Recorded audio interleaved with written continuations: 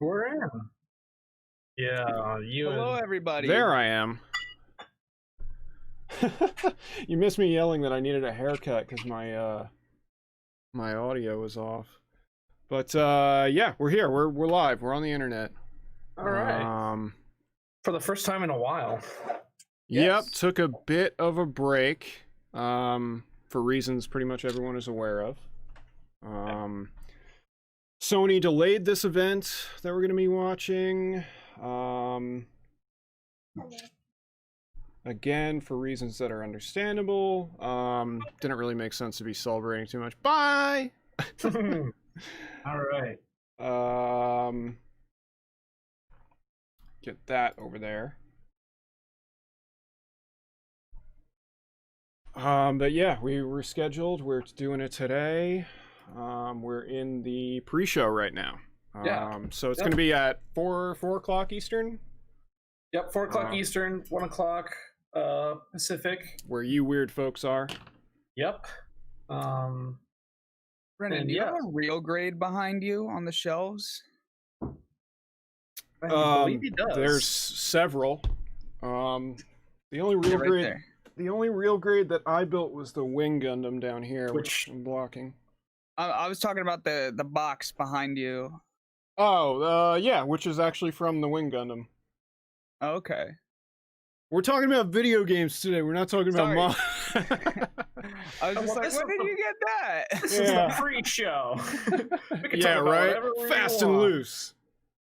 I got my... I shouldn't even... Trying to I got a Coke. I'm gonna drink it. Dude, don't even worry about it. All right. Let's actually get to talking about the show before the show happens. Yes. So we're here for the PlayStation 5 reveal. Mm-hmm. Yes. What do we know so far? What we actually know, I mean, I've heard that it's mostly going to be third-party stuff as far as games are concerned. That said, I feel like they're probably going to sneak a couple of things in there. I don't know, Horizon keeps bouncing around in my mind, maybe because Bobby is doing his playthrough currently right now too on the channel. I hope to God there's some Horizon shit going on. Well, that would be pretty wild. I know, it just keeps bumping into my mind, even though I know they said they're doing their like first party event's going to be a little bit later. But that one sticks out to me for some reason. But I mean, that said, I don't know, some first party stuff might pop up a little bit. But third party, I mean, I know we've got that game. What was that game? That's the name of it keeps escaping me, but everyone just calls it Destiny with Swords. You know, like the first PS5 game that they had revealed. Let me make a new tab for Google. I was writing down some notes ahead of time, and I should have looked this one up. I'm unaware of Destiny with Swords. Me too. I mean, technically, Destiny has swords now. By the way, I don't know if you guys saw my post on the Discord yesterday, but I am torn right now with getting back into Destiny or not. Oh yeah. Yeah, I saw you saying that. Well, but that's a discussion for another day. Yeah, I can't find anything on this. I was a big fan of Destiny. Godfall. PS5 game details reveal Dark Souls and Destiny influences in Godfall. So that was one of the first like PS5 games that was revealed. So I think we're gonna see some more of that probably.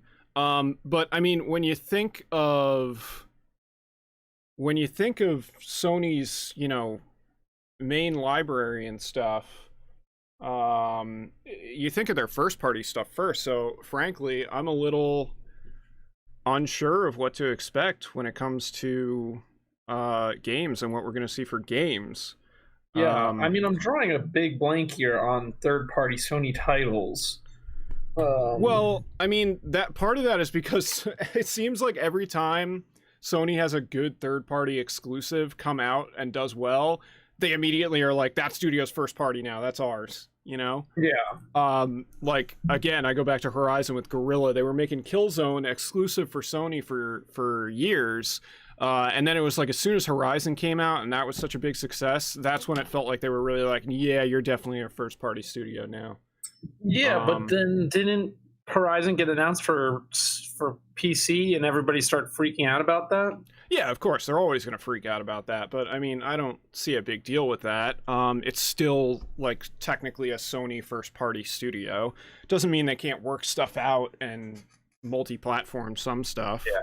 I mean, and that usually happens when games, you know, down the line, they've been out for a while and, you know, the studio wants to make a little more money off of it, and if they can release it at a higher price than what it's selling at on its home console, then they can make a bunch of money that way, and they're not going to have a problem with that. And it, you know, that puts more capital in so that they can make the next game in that series. But I mean, games are going to be cool, but I think at least like 30% of this show is going to be hardware focused. You know, they revealed how old games integrate into the newer console more so than like big reveals and stuff like that. Yeah, well, that's one thing they definitely need to address, because if they got backlash on one thing so far, it was that backwards compatibility wasn't quite what people were hoping for, what people were expecting. So they're going to need to address that. Maybe, mention how they're going to integrate backwards compatibility, give us maybe a list. They said at least 100 games or around 100 games, something like that when we launch. So yeah, they'll have to address that. But again, I mean, we haven't seen the box yet itself. That's definitely happening here. It's like the one thing we can be absolutely sure of is we're going to see the box. We've seen what the controller looks like. They went into some... You're messed up, man. Because I don't know. It's not so much that I don't like it, but I really liked the DualShock 4. So I'm gonna see, you know, how it feels. For me, coming from like a Microsoft perspective, it kind of really marries some of the things that I really like about the Xbox controller with, and like kind of took out a lot of things I didn't like about the DualShock. So for me, it definitely seems like an improvement. Yeah, it's kind of a hybrid. I remember when it first came out, I sent you guys that meme of that thing from, I think it was from Family Guy with the penguin and the elephant. Oh, and they've got the Xbox controller and the PlayStation controller and then the DualSense. And he's like, what did you do? Yeah. Made a... Yeah, you get it. Well, I'm definitely excited to see the controller and some of the functionality that will come from it. Right. They're going to definitely expand on what they've revealed so far. They went into some of it, you know, the haptic feedback and all that. So we'll see. Oh, who's here? Scotty! Scott, what are you doing in the chat? Get in the hangout. He's in the hangout. That's just a chair. It's just a chair. He might be unconscious. Hey! Yeah. Hello, brother. We are live. I'm going to make that clear. Yeah. So you know. Just so we're all on the same page. Are we recording right now? Are we live? Literally just said he's live. Yeah, we're alive and we're live. We're live? No. Bye. No, I want to get your... Okay, so we're going to try to... when the stuff starts rolling, I want to try and hold most of our reactions for the end. I'm gonna get rid of this fucking thing on my face. I want to hold most of our reactions till the end, but you know, if something just like completely blows my whole dick off, I'm probably gonna say something about it. You know, agreed. Right as it happens. But what are we watching? the PlayStation 5 reveal event. So yeah, you'll get to see some interesting stuff. I'm curious, you know, as what console generation are you mostly on right now? Me? Yeah. Console? Yeah, exactly. I just spent $8 on Minecraft for my tablet that I'll never play ever. Awesome. Yes. Okay, perfect. I'm happy that you can bring that perspective into this. So yeah, we'll hold most of our impressions till the end unless something makes us start screaming, which I really hope there's at least one thing in there that makes us start screaming. Dude, that would really that'd be awesome, because we haven't had, first off, like a game reveal like that at all. Well, we're coming off of Xbox's reveal event too, which I don't know. In the back of my mind, I'm like, this could kind of go that way too. My uncertainty with the third-party stuff kind of is combined with how the Xbox event went, with my weirdness about third-party stuff, has me thinking, there's a possibility that this might flop. But what I think we're gonna get third-party gameplay, but we're gonna see a lot of the functionality of the machine and its hardware, being used in those situations. So yeah, really, that's what I meant. I think at least like 30% of this show is going to be hardware focused, which as Microsoft's event had literally nothing. So yeah, well, it was supposed to be a gameplay showcase. That's why everyone got annoyed when it really wasn't. It was like in-engine trailers, and they apologized and said that maybe we miscommunicated what we were going to be showing here. Yeah. I definitely think we're going to see real gameplay, whether it's from like a newly announced IP. I don't know about anything like that, but I definitely think we'll see like things like Destiny, like being played on the PS5. I think some of those cross-gen things are going to show up. I was back and forth on. I was like, maybe we'll see some Cyberpunk running on PS5, but there's a dedicated Cyberpunk event coming up too, so I'm like, that lessens the chance of that. Yeah. So again, that's where every game I can think of that we might see that's third party, there's a reason that we might not see it there. Usually because I think of it and I'm like, oh yeah, we might see that, and then I'm like, oh no, that's first party.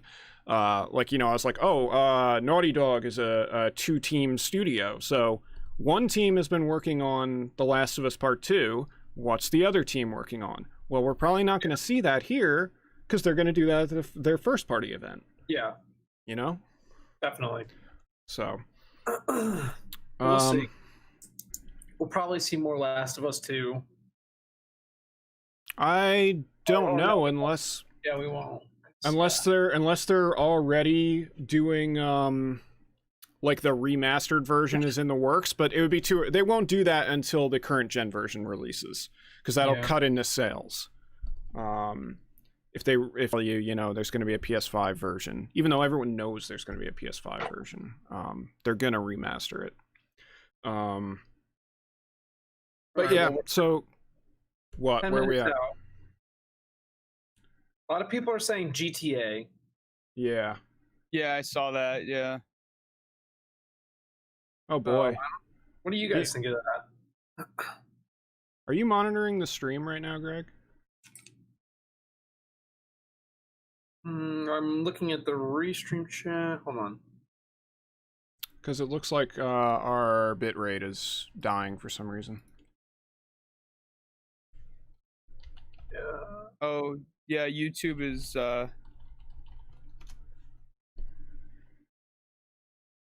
not looking great. What the heck? Yeah, it says we're online, but we're offline. Losing life support. All right. Well, I've been recording this, so at least we have that. I'm going to... Damn, no, my upload speed is really fast, so I don't need to reset my router, but I'm going to kill the stream real quick and then start it again. Oh, wait. I think that's... No, now we're up to 5,300 bitrate, so, or kilobytes, so... It dropped right there, but it looks like we're back. Weird. Very weird. I just looked down and I saw our KBS was in the red, but good eye, because I have like multiple windows open, and Yeah. That was not for them at the time. All right. Well, I mean, you guys will see it in the recording. Everything we just talked about that might have gotten dropped out. For those of you in the future, by the way, we'll put timestamps in the description for the re-upload. So if you want to see what we talked about when, we'll go into that. Oh man, we're dropping again. Well, that's probably in the past because I'm looking at our bitrate now and it's fine. But we did drop 1,800 frames, which is like 3% of the stream so far. Mm-hmm. What's the temperature down here? Oh, 81. We broke 80. Great. Jesus Christ. It's hot as hell down here. What the hell? Oh, hot, man. Dude, I need to figure out some sort of solution for this studio. Solution is great, to get a great, real one. Yeah, this is a great time to mention, you know, if you guys are watching, make sure you like, subscribe. All that helps us out a lot. And what did you say? And they're gone. And they're gone, right? Pander harder. Right here, help us out. Like, no, they're gone. What happened? I had to walk away for a minute. What I missed? Oh, well, nothing, because the stream kind of went down for a minute there. Oh, shit. Yeah. I am moistening. That's what you're missing. That's very visual. I mean, look, it's right here. See it? Whatever. All right, let's get back to actually talking about, you know, fun stuff and not the problems with which we are encountering. I know it's not a game reveal or announcement event, but do you think that they would they like talk about games that haven't been announced yet? I know it's yeah, you know, it's no, for sure. I think it's pretty certain that we're gonna see something game-wise that we have not seen so far.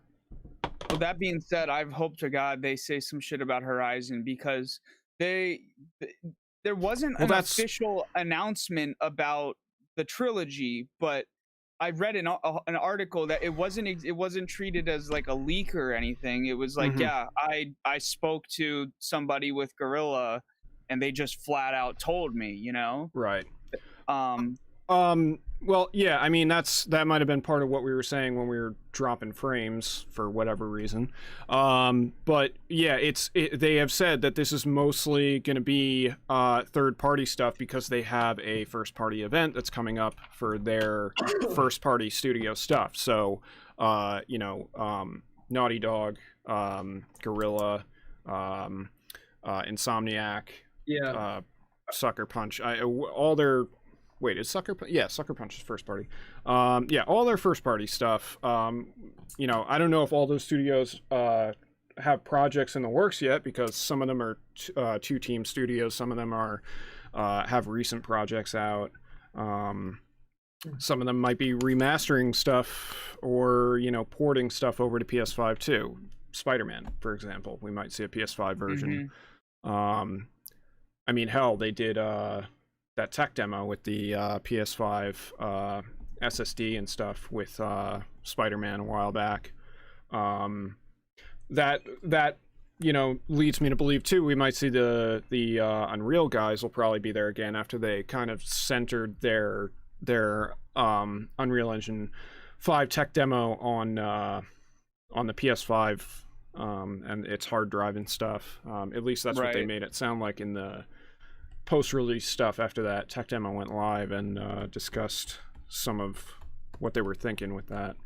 I mean, that said, this is more of a for the public event, so I don't think they're going to get too into, you know, triangles and lighting engines. I mean, they'll talk about it, but it's going to be more visual.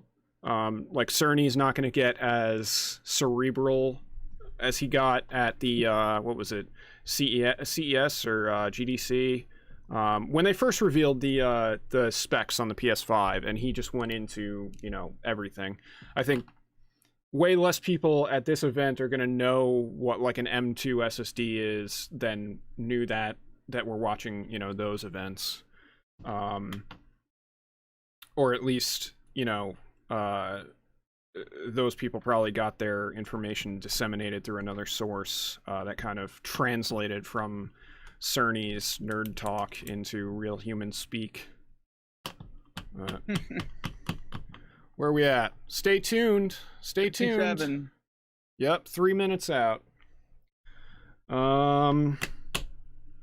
Yeah, I mean, if there's anything quick anyone else wants to say, any other predictions or anything, we don't really have time to get into a more in-depth conversation again. But speak now or forever hold your peace. I hope the controller was a hoax.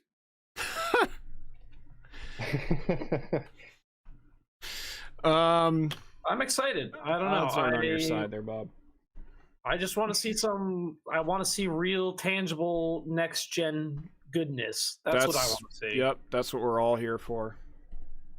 Like, I don't want to be like, if they try and pitch it like they did last generation, I'm not going to be into it. So, but if I see like 4K, 60 FPS, like, smooth gameplay, native 4K, not checkerboard. I mean, yeah. On a console, really wow us with those like load times or lack thereof. I'm hoping it's more of a lack thereof. Like almost completely eliminating load times.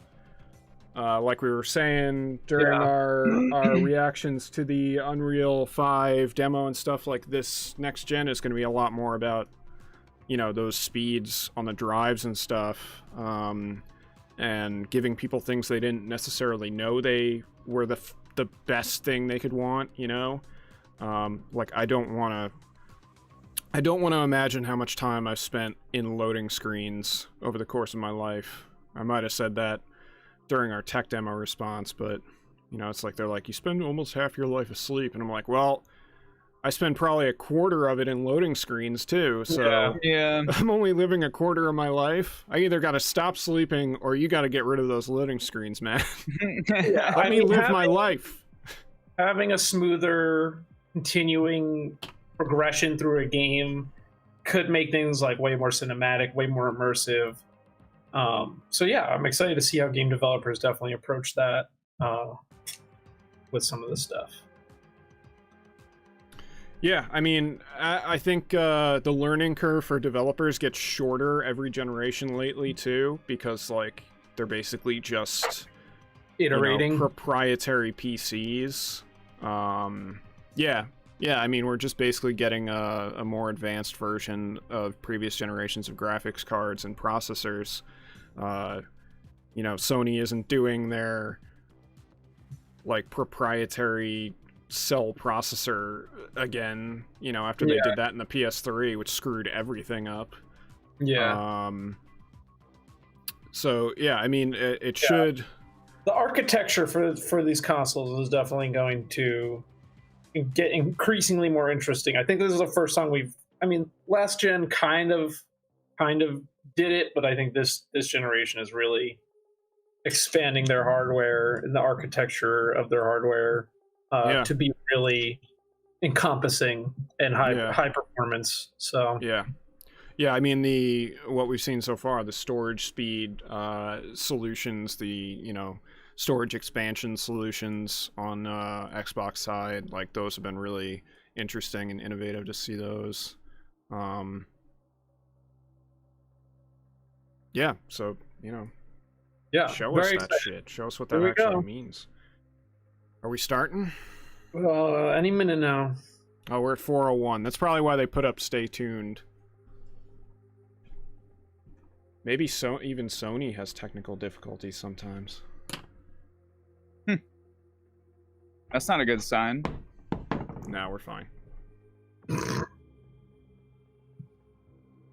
But yeah, if you guys are watching in the chat, let us know what you guys are excited to see. Let us know if you're here for PlayStation or if you're an Xbox person just here to shit on them. When Bobby looked at the chat, he was like, who's downvoting this already? And I was like, are you kidding me? You know exactly what he's doing. Here we go. Here we go. Trailer right off the bat, or it's going to be a sizzle reel. I have to refresh my browser because it is not. Here we go. What the fuck? Y'all are looking at a big white cube too? Mm-hmm. Yes. Yeah. Crazy colors in it. Damn, that looks awesome. Dude, this is just a motion graphic. Chill out. I know. Dude, this is like my graphic artist in me is just going nuts.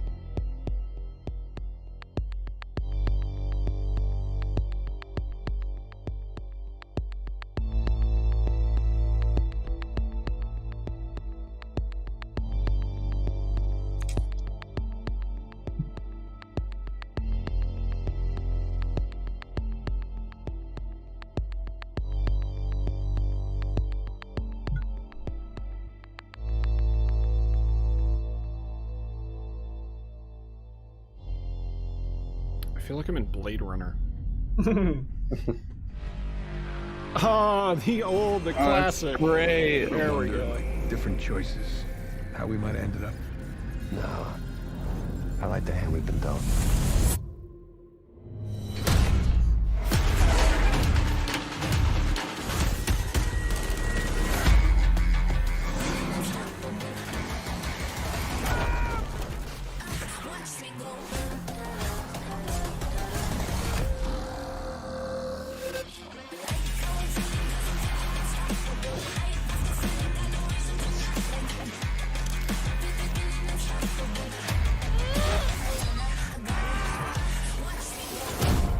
You, me, together, we were destined for something great.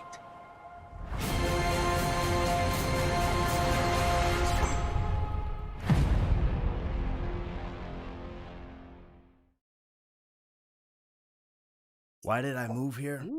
I guess it was the weather. Here we go. Or the... Oh. I don't know. Are we that getting thing. GTA magic. 5 on PS5? Wait, what? Seriously. trying to get out Well, of it still says PS4 in the corner, Yeah. so. You sounding more and more like a snee-eye itch every day. Oh, they're gonna show the difference, I think. My job, my sport, get your own. Dude, I remember when this game was first revealed and how amazing it looked. We should talk about work. We out here gangbanging like it's 91. GTA Online. Is this just new GTA Online stuff? Is that what we're getting right now? We all love banks. Get me a DJ. This is definitely like all the expansions and stuff. I was gonna say this is everything that exists so far. This cannot Yeah. be traced back to me. Champagne, anyone? Just sort of smash things.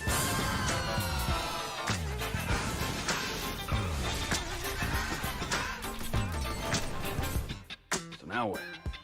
The chat is so That's what I'm stupid. I'm saying. sorry, Cap, you're stupid. Expanded and enhanced. Okay. Don't know what Yep, that means. That's what I thought. So it's going to come to PS5 also, but we didn't get to see any. All that was on PS4. It appeared that way. Yeah. Well, it said PS4 at the top left corner the whole time. Yeah. Oh, starting today, GTA 5. Wow, that's a lot of fake money. Mucho dinero. Big incentive to go back to GTA 5. Well, GTA Online. Yeah, sorry. Same thing. Come on.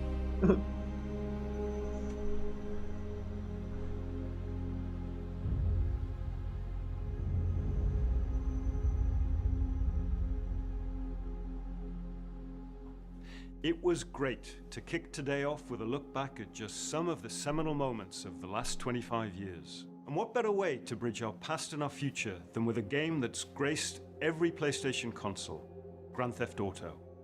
It's been a privilege partnering with Rockstar Games for many years now, And we're thrilled to open today with the news that that partnership will continue with PlayStation 5. It's now just over a year since we began sharing technical details of PlayStation 5, but today's the day that we've been looking forward to for years, when we get to show you just some of the games that demonstrate our belief that PlayStation 5 marks the biggest generational transition our industry has yet seen. The content we've curated for today's event showcases how PS5 has inspired developers to create new experiences that are transformative in how they look, sound, and feel. Enough from me. We're gonna have the games do our talking. Good. Okay. All right. Here's the good stuff.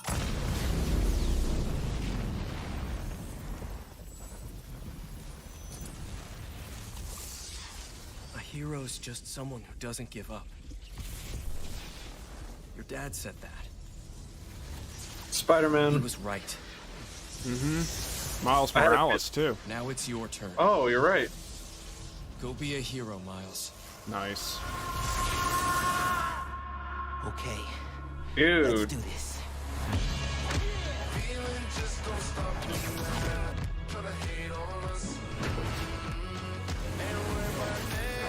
All right. Love the new outfit. So that's the Miles Morales outfit. Have you seen Into the Spider-Verse? Mm-mm. Really good.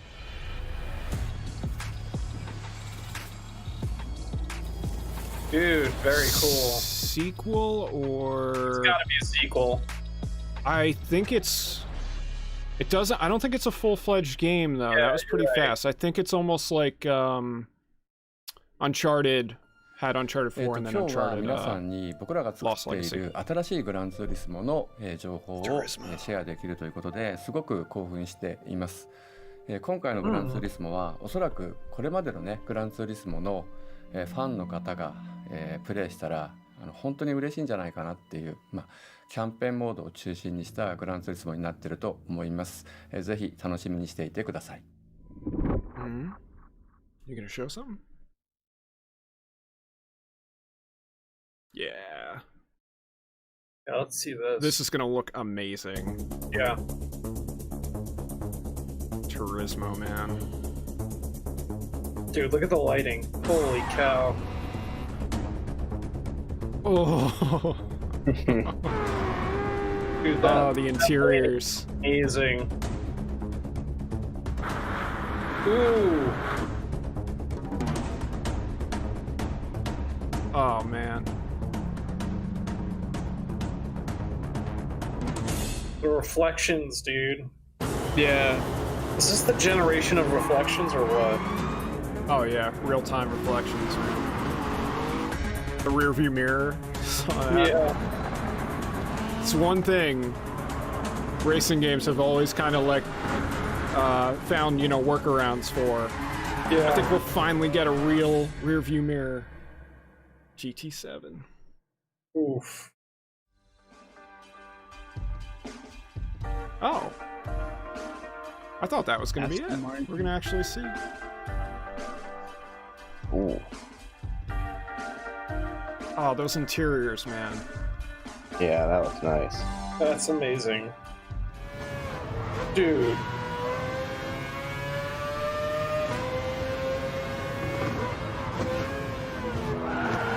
Woo.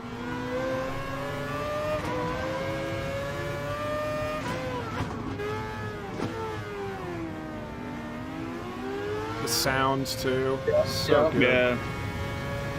What I was really hoping for was this to be a live demo and somebody to be describing the haptic feedback through the controller. That's a good point, yeah. Dude, they hit 280 right there.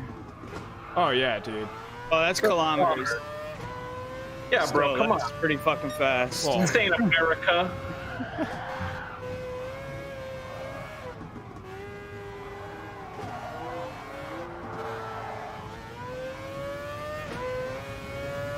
The sounds are really freaking awesome, though. Yeah, Turismo, the presentation has always been, you know, in visuals and sound, like their biggest focus. Racing games in general usually look really good, but yeah, GT is like top Forza. tier, I think usually. had a good.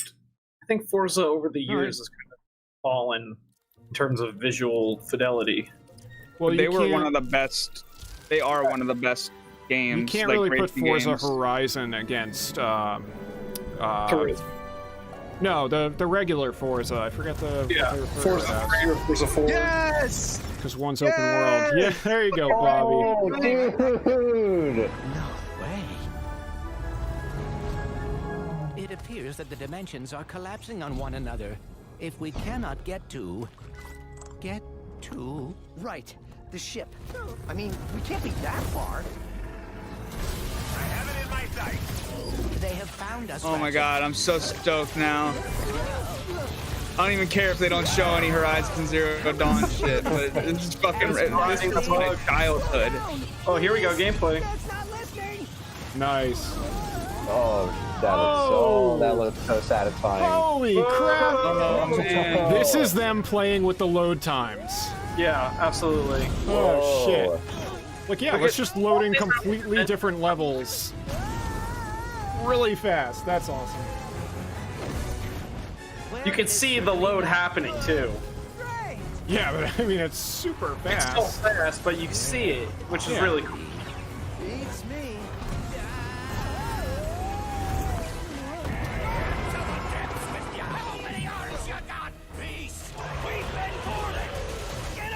Wow. Oh my god. Clank looks all chrome and shit. Like, he actually looks metallic. It's so good.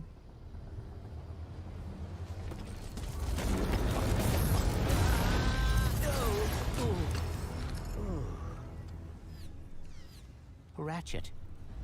We are too late. Ratchet? Who are you? Rift apart?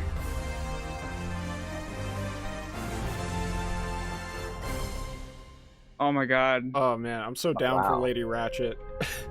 Hell yeah. Hi, I'm Marcus Smith, creative director at Insomniac Games. The entire studio is so excited to be able to share with you a first ever look at Ratchet and Clank Rift Apart. I mean, brand new, full-length, interdimensional adventure built from the ground up for the PlayStation 5. We're doing things we've never been able to do before, like use dimensional rifts to be able to leap from planet to planet nearly instantly, or put ray trace reflections on Clank. All of our alien worlds are filled with density and life previously unseen. I'm like a second behind you Ratchet's guys. all new arsenal is more exciting than I think ever. I'm like a thanks couple to the seconds ahead of DualSense you guys. controller's enhanced feedback. Ratchet and Clank are near and dear to our hearts at Insomniac, and we can't wait to share more with you in the future. But for now, here's another look. Is this my... What the fuck is that? Oh. That's so cool. Whoa! Reminds me of BioShock when what's her face could like pull things in from another reality. yeah. Elizabeth. Sand sharks. Yeah, I think so. I like how I just got sucked in there. Nice sand shark! Nice sand shark! My heroes! It's really great seeing some of the lighting and real-time reflections happening in like an arcadey game like this too. Yeah, totally. Well, this is also the type of stuff that just looks good for years too, you know? Right. It's timeless. But you're seeing like more articles on screen. And, yeah. I think your gun's spitting out little bullet casings, which is awesome. Yeah. Yeah. I kind of wish What it is was that? a good job. He must have more planned than planned. That's what I'm afraid of.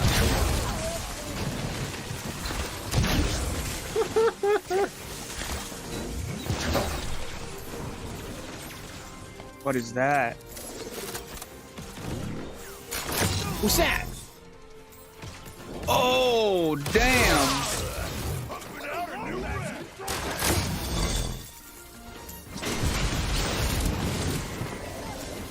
So I don't think he's making the portals appear. I think those are just appearing dynamically in the environment. Yeah, and he's just affecting them.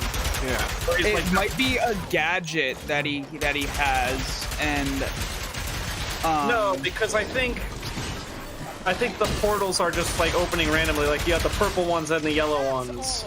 Mm-hmm. Yeah, they're probably like scripted in like. It's scripted like the yellow locations. ones you can jump through, and the purple ones are just like enemy spawns or whatever.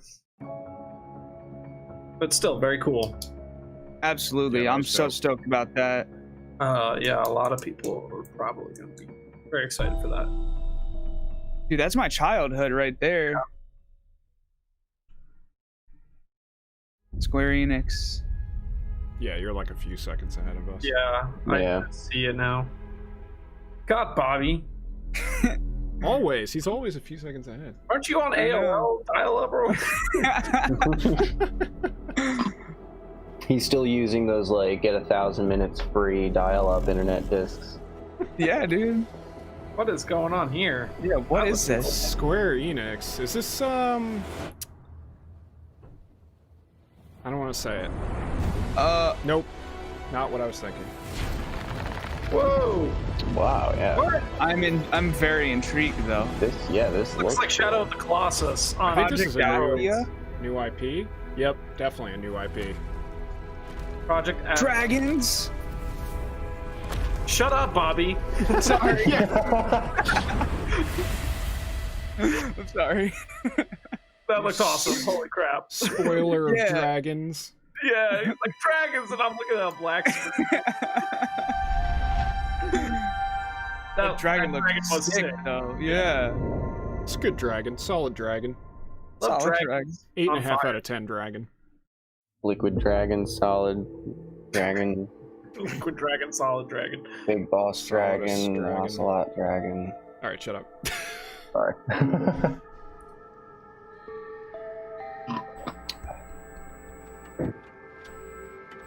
Rip humans. I'm getting indie vibes.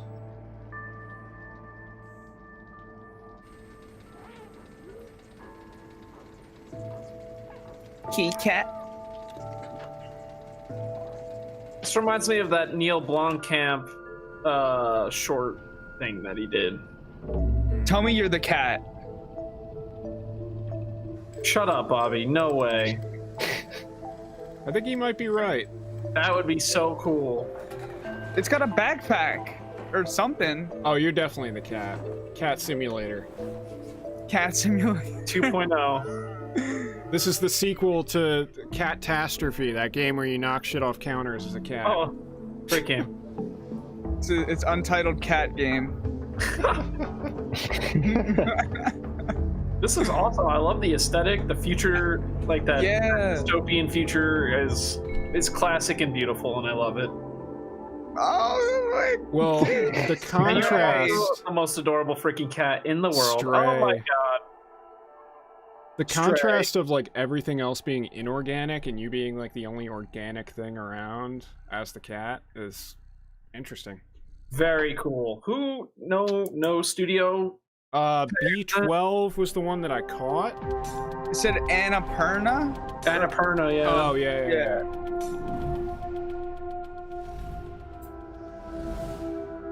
Very cool. Hardware stuff. This is already kicking the teeth in on the Microsoft event. Ultra high speed SSD. Yeah, we know. You gotta like not read. You gotta wait to read it. Oh, I'm sorry. It's just ray tracing now for me.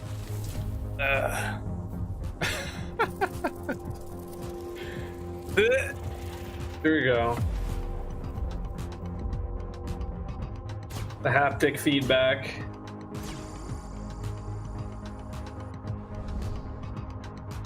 Cool.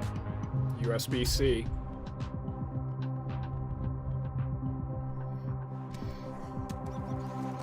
Comes with a deer? Oh.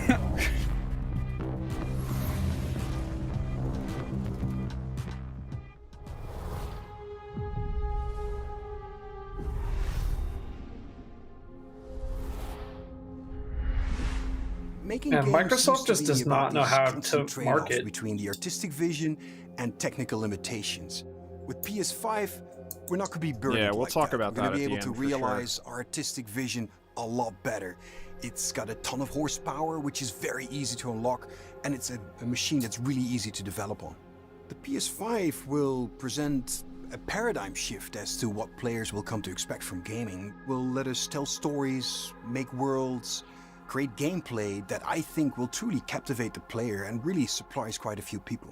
Please take a look at this new franchise for Worldwide Studios, coming exclusively for PlayStation 5. New IP from Worldwide Studios.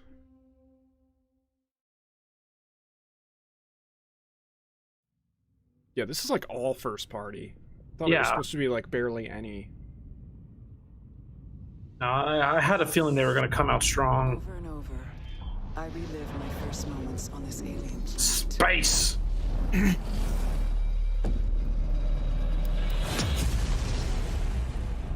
But that's bad. The attack. My death. Got two different colored eyes. The crash. The attack. My death. Oh god. It's a Groundhog Day game. Even death is no escape.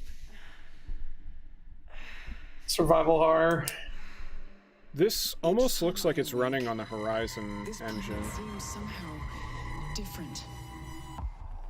As if changing. Right? Like it looks a little like Death Stranding, kind of. Uh-huh. Infecting my mind. It looks like it doesn't. I don't know. The longer I spend here, the more I can feel my sanity slip away. But I cannot lose hope. What is this game?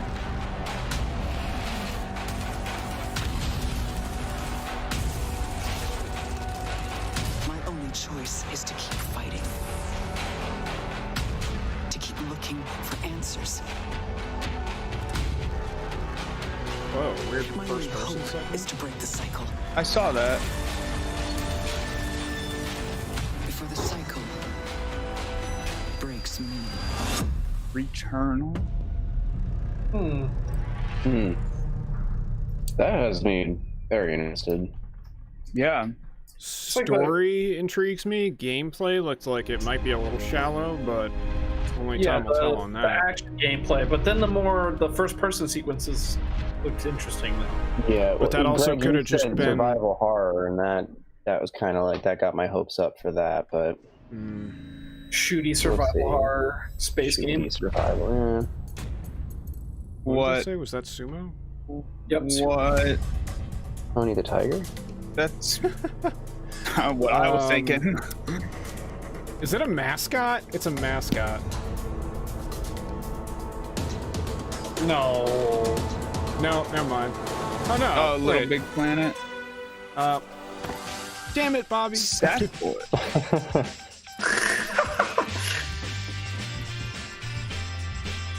So, Little Big Planet. Question is, how is Little Big Planet gonna fare in a post-Dreams world? I mean, it's definitely a little more approachable, so I guess it still has that. It's not. It's Sackboy, so it's gonna be protagonist driven. Yeah. It's just like the creation element of it. I mean, yeah. Well, we haven't really seen that yet, so. Yeah, I know. Wondering how much of that will actually even be there. Mm-hmm. Co-op.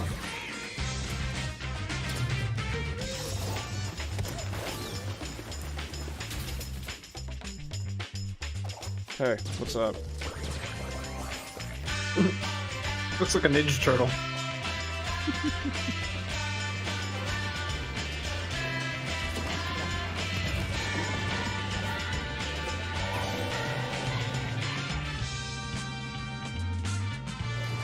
Four-player co-op.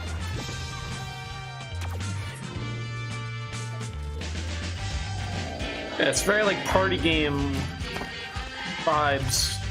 Yeah, and you're right. We haven't seen any creation mechanics yet. I think it's like more of a party game. Like, I mean, maybe that answers my initial question. Yeah. Sports game. Crazy about that one.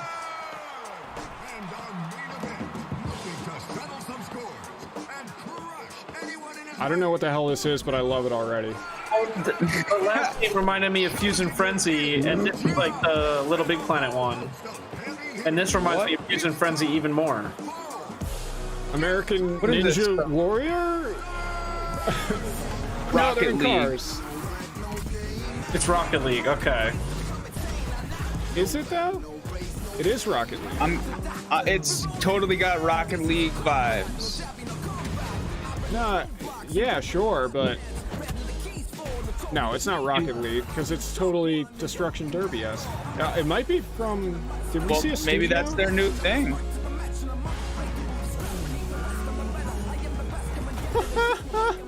Dude, the particle effects are nuts. This is ridiculous. Okay, yeah, they're like not even in vehicles as parkour like things. Maybe that, I don't know, that London London Underground reminds me, like, I feel like that was like in Rocket League. Maybe they're taking a new turn on things. I think that, yeah. I think it's same studio, just God damn it. Like going up on totally, walls. Yeah. God, they just like have their finger on the Destruction pulse of pure All-Stars. fun. God damn. Destruction All Stars. Yeah, I I didn't missed even lower out the on audio for that. I was just yelling through that.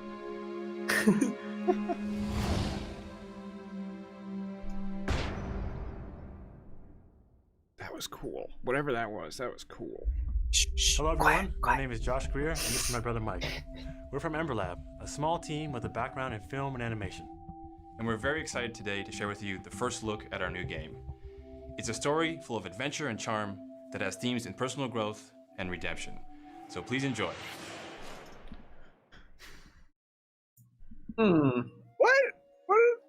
What are those?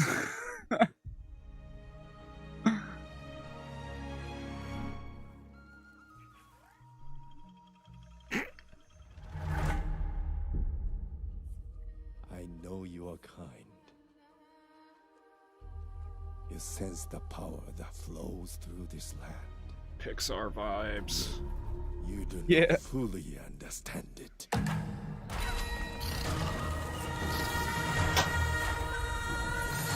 Not anymore.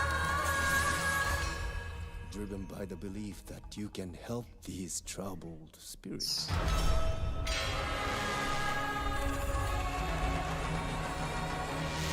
The lighting just gets me, dude. Hide your weakness from me.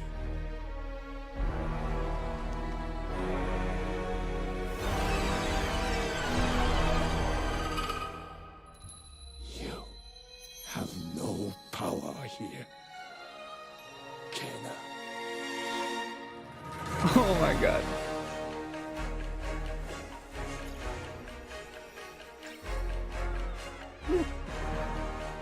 It's like Pikmin. Yeah. Oh my god, you get to collect those things? You are their god. Yeah. Yes.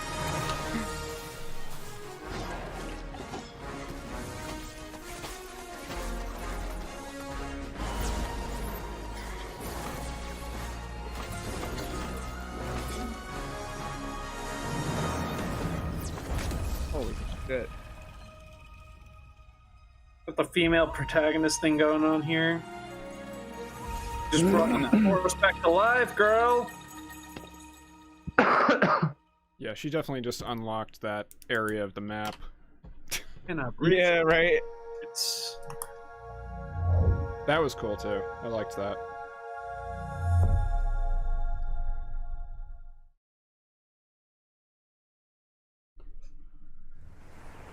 What? What? Love them tails. You ever feel like you're just waiting for a sign? Kano, yeah. It's so anime. Yeah, this art style is fantastic. Sometimes I feel like I'm just standing on the edge of doing great things. Okay. But wait, is that what that said, or? It's the school, yeah. Really? Maybe wow. it's just nerves. There was a show like maybe it's the fear that 15 years ago called I'll Volcano never be as High. good as what I imagine. Google. When I'm still just standing on the edge.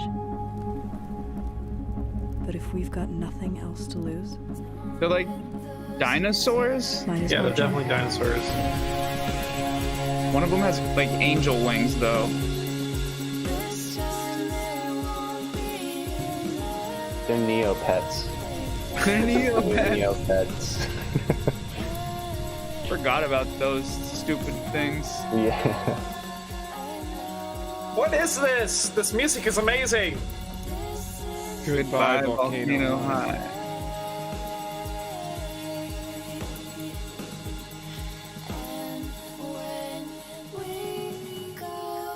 I guess that was the title. Shit. I want to see more of that. Dude.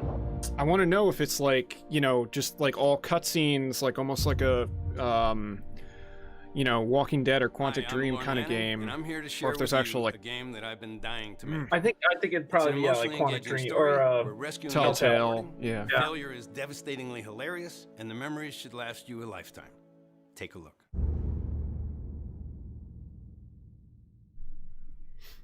I was still busy talking about that game. I missed what's happening right now. Yeah, I definitely want to go back to that game. Oddworld coming back? Oh, nice, dude.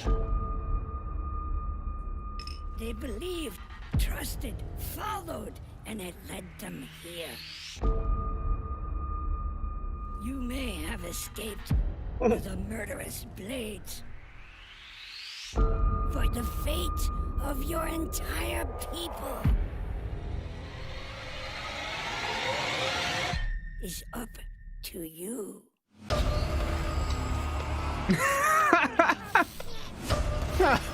Damn it, Bobby. I was like, what is he laughing at? Are you? What is this shit?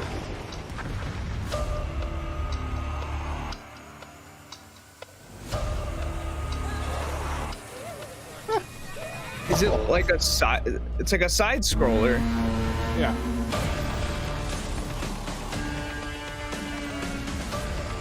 What the fuck? What on earth?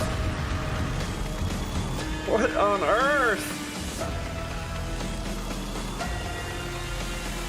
Tell me this game is rated M. Your full voice.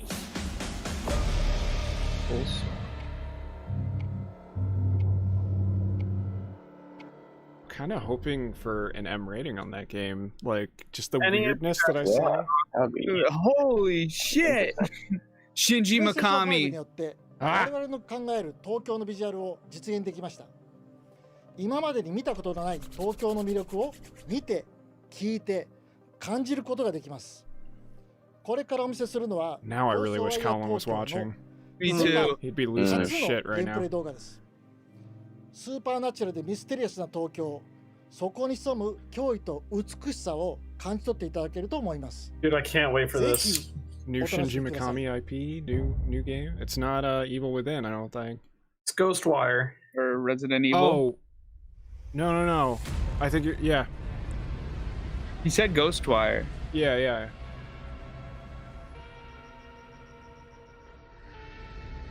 You see things others can't.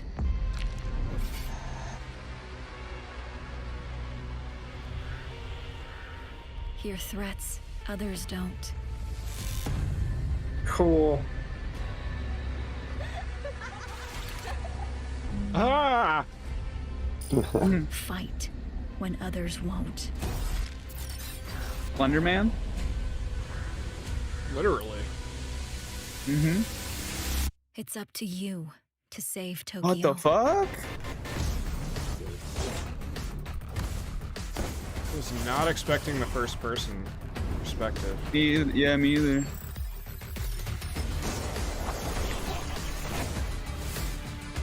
Dude, this looks epic as fuck. Slender men, plural. Slender men, yeah. What the?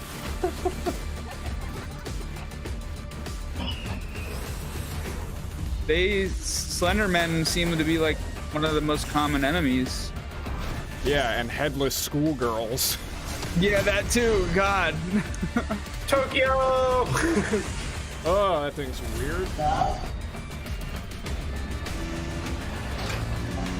Yeah. What?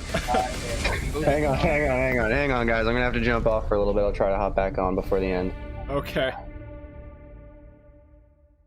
What did we just watch? Ghostwire Tokyo.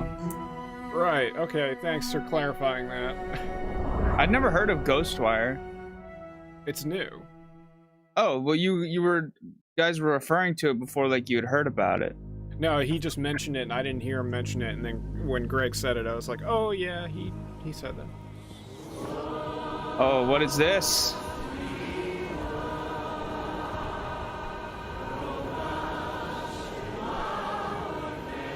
Yeah, it was announced last year.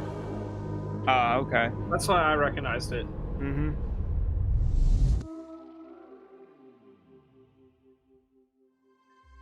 Yeah, it came back to me when you said it.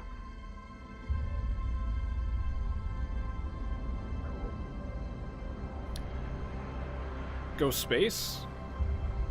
Go to space!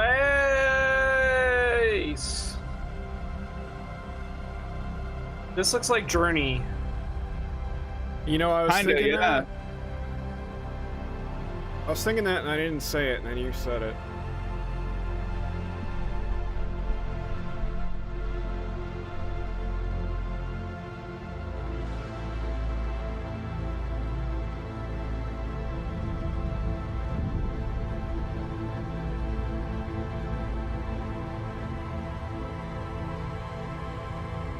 Hey.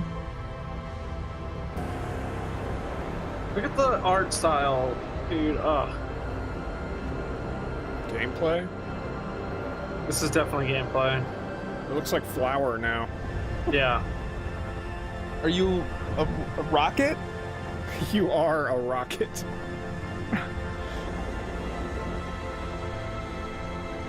A vessel of some kind?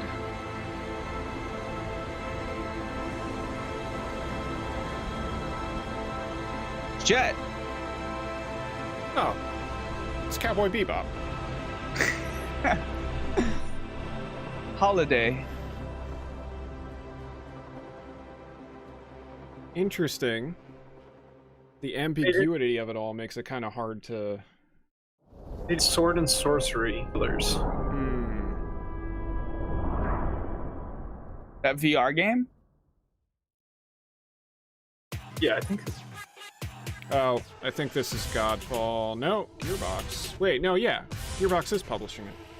Counterplay's developing stuff. This is the game I was talking about that I was like, yeah, we're probably going to see this. Destiny with swords? The people have said it's like that, yeah. Looks more like Warframe to me, but...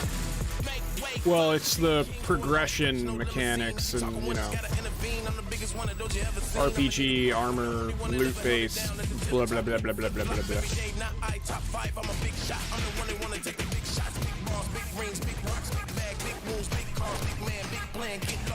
The gameplay is definitely Warframe-esque.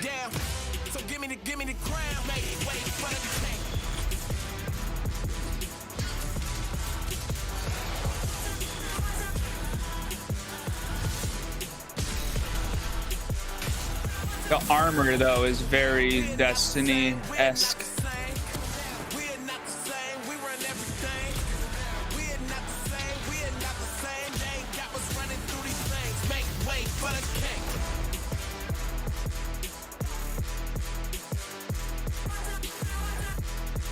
That looks nuts. Not a fan of the choice of music for that, but... Yeah, it could be... That game looks like it could be fun if you're... like for fulfilling your kind of like power fantasy kind of thing. It looks like you could really spec your guy out and be super powerful. And it's all about the loop. And the loot. Yeah. Loot loop. Loot loop. Yep. Ooh. What? Hyper Light Drifter was great, so. Look at this. What is this now? That's a black hole.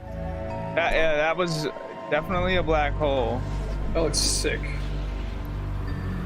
We're just surfing through a black hole right now? It's the Silver Surfer video game. What? Shit. That's a big lady!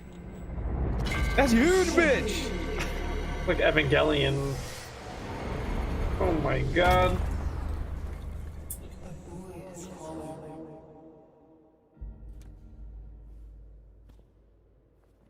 Going into gameplay? Absolutely. Yep, that camera move. Yeah. Her cape just like manifests itself. Oh, she's fast. Oh yeah. Figure skating simulator. Yeah, right? Ah, that camera move is making me wanna, nope, can't play this game. It's gonna move. You can come in, it's okay. Give me vertigo.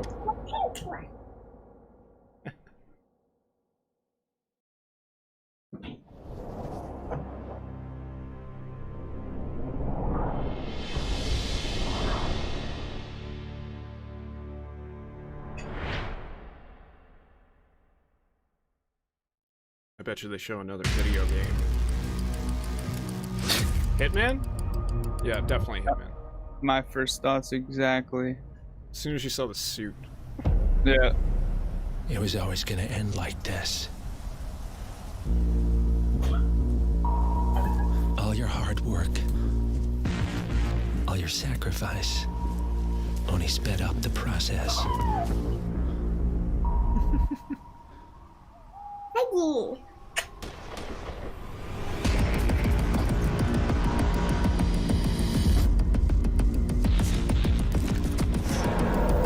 Oh god, it's like First Blood meets Hitman. And now, you find yourself alone.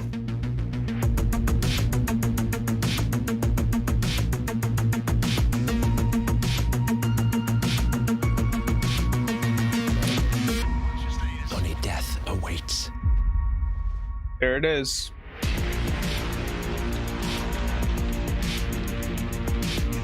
Man, 3!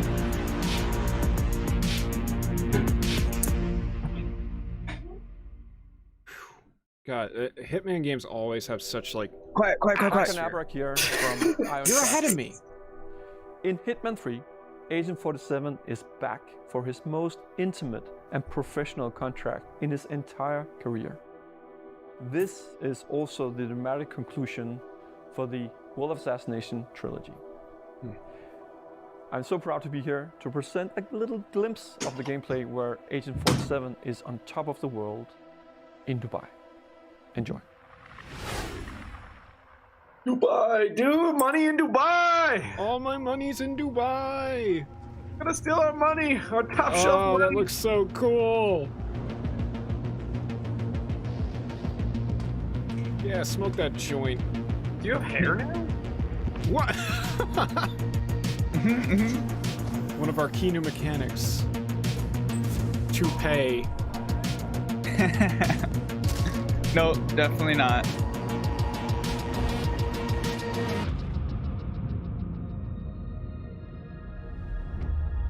I was like, come on, a little more. You gotta show a little I was more gonna than that say, if you're gonna show gameplay. yeah.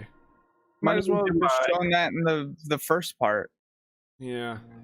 Oh, Scott's not even here for the money in Dubai. UI? Oh. Oh, we're getting to see the UI. Whoa. I don't have one. Oh, okay. Wait. Oh. What? Is that the like Gundam Planet guy? The USA Gundam guy? What is happening? It's the robot rescue mission or whatever series. The last one that was really good was VR, but this doesn't look VR. Although I'd imagine it has to be. You look like the robot from WALL-E. Yeah, Astro. Yeah, it's definitely, it has to be in VR, even though the like camera movements didn't look like a VR perspective. So you're saying we might get a Gen 2 PSVR? Oh, they pretty much already confirmed that without confirming it. Like, we know current gen PSVR is going to work with it, but yeah, there's definitely going to be more to it. I turn this way down. What? What the fuck is this? Dude, his eyes. Yeah. Is this like Monster Hunter? I was, like, dude, stop, get out of my head. I saw that thing and I was like, Rathalos. Dude, and now you're underwater? This is very voxel and I love it. Wait, is this a Souls-like? Yep. Get out of my head, goddamn it. Whoa. Oh my god, look at the water in the... Oh, dude. What is this shit?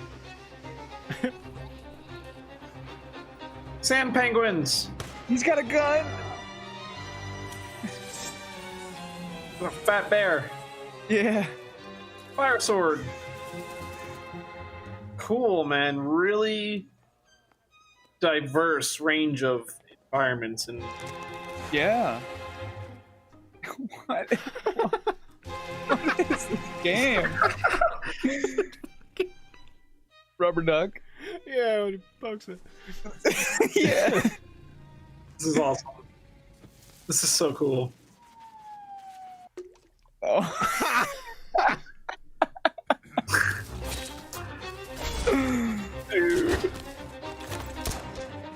Dude, that fighting style. Oh my. Dude, I want this. Whatever it is. Dude, I don't know. This is winner. Yeah, this might be game of the show. Yeah, this is definitely top of the list of things I'm excited. Little devil inside? The dragon! Yeah, good. Bobby didn't ruin the dragon for us. Wow. Oh, but shit, they didn't show us the UI when they did the Astrobot thing. I thought we were gonna see that. Yeah. That. Oh. I think we're gonna get little bits of it. Zion Williamson of the New Orleans Pelicans. Here we go. The first ever teaser for NBA I don't give a shit. 2K21. Y'all are not ready for this. Sports games. Y'all are not ready for this. I mean, probably not. It is gonna look great. And the last one, some of the 2K had the really good story mode, right? Yeah, I don't really play sports games, but it did have a really cool story mode. And it's looking like they're going to do it again. Granted, this does look really fucking nice. It's actual gameplay. Yeah, right. The sweat simulation. It's a Gatorade commercial. This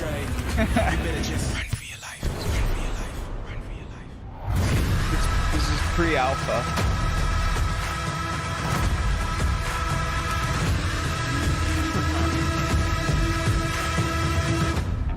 Oh shit. You know you have to pay for that, right? Well, Sorry, if there's one thing that sports games and basketball games in particular struggled with, it's like sweaty models, sweaty character models, and I feel like they fixed it for that one. So it looks better for sure. The sweat looks pretty solid. Fluidity between animations is going to be important too. We didn't really get that in that demo. What the fuck? Strawberry Simulator. It talks. It's like. Oh, where is Scott? Strawberry Pokemon. Amazing, aren't they? Half bite, dude. half snack.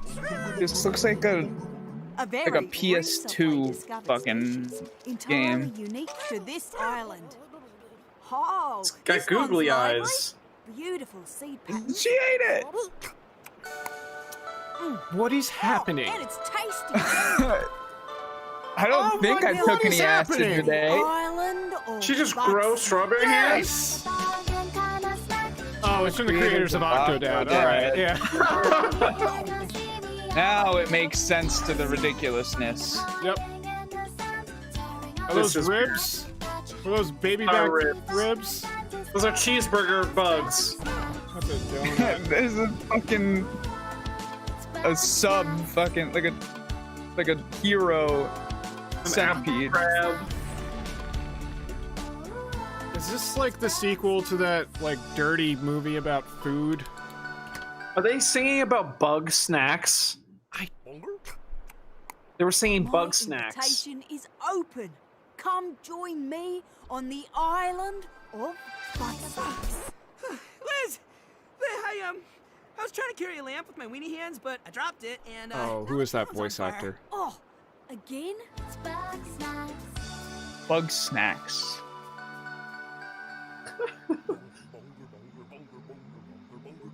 I think you can pretty much pigeonhole anyone that buys this game and know exactly what type of person they are. Look at all the bug snacks coming out at night. Look at that weird monstrosity, that Franken bug snack. Yeah.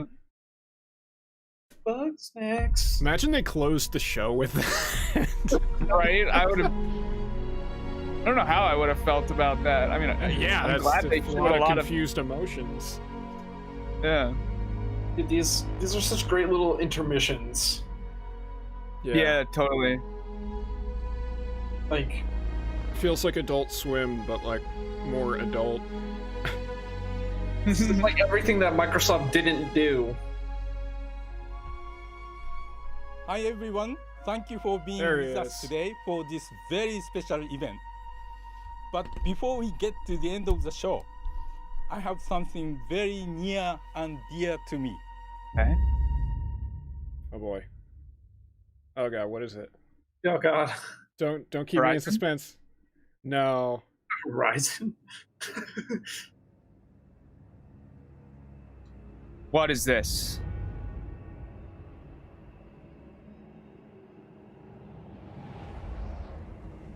Wow, that's quite the landscape. Yeah. Like, Elder Ring or whatever. Elden Ring? Yes. I don't.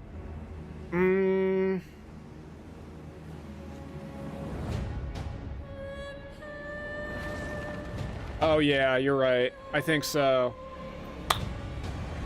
They had that From Software look, dude. Yeah, as soon as I saw that like dilapidated piece of building, I was like,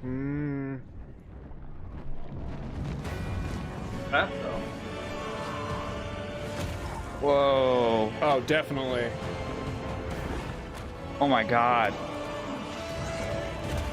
Oh. What? Hello.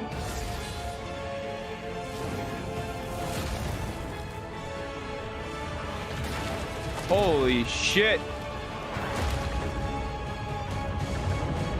Attack on Titan, anyone? Whoa, Yeah, right? Looks awesome. That looked fucking cool. Badass. Oh my god. Demon Souls. Who? No? No, it's Demon's Souls. The fuck? Blue Point.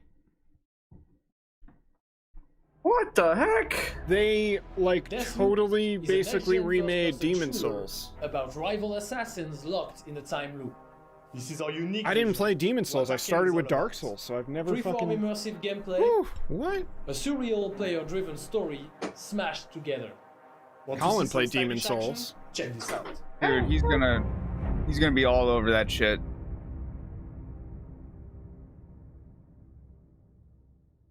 God damn it! They got to give you time in between to freak out about stuff, because now I don't know. I what's going know. on. Oh. Should have been taking notes of things all this time. I'm writing stuff down. No, this is how you know it's been a good show, because I haven't. This is all pre-show stuff. I haven't written anything down. I'm just like scrambling between stuff. This looks awesome. Yeah. I'm getting BioShock vibes here too. Yeah. Totally.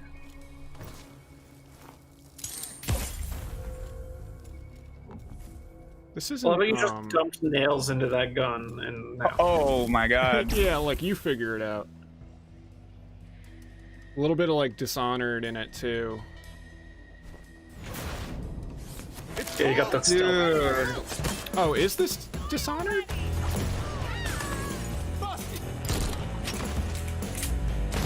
See, maybe I would know if, no, it's not. What? If I had been able to listen. What? Oh, no. Bethesda. Good morning, Black Reef. Another day, another death. Aren't time loops fun? For everyone else on this island, this place is paradise. A never-ending party. This is definitely connected to Dishonored somehow. It looks like We Happy Few meets Dishonored meets BioShock for sure. They always cut me down. But I'm one stubborn motherfucker. It's another like Groundhog Day game, though. Oh my god. You have 2 Groundhog Day games. Are you laughing at the horse throwing around? No, what he said. Every loop I'm learning a little more, piecing together the puzzle. I love the lever action flip cocking all got too. Yeah, totally. There's just one little snag. You thought it was going to be easy? Juliana Blake, Black Reef's protector and a real pain in my ass. She may kill me 1,000,000 times, but eventually, inevitably, I will break this fucking loop. Cool. Is Deathloop the title? That's what I was wondering. Slide through the fireplace. Ooh. Dude, this is dope.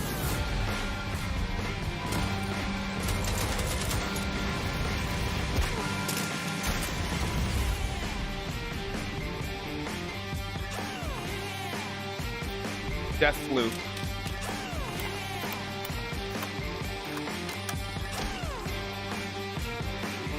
I don't like watching you die.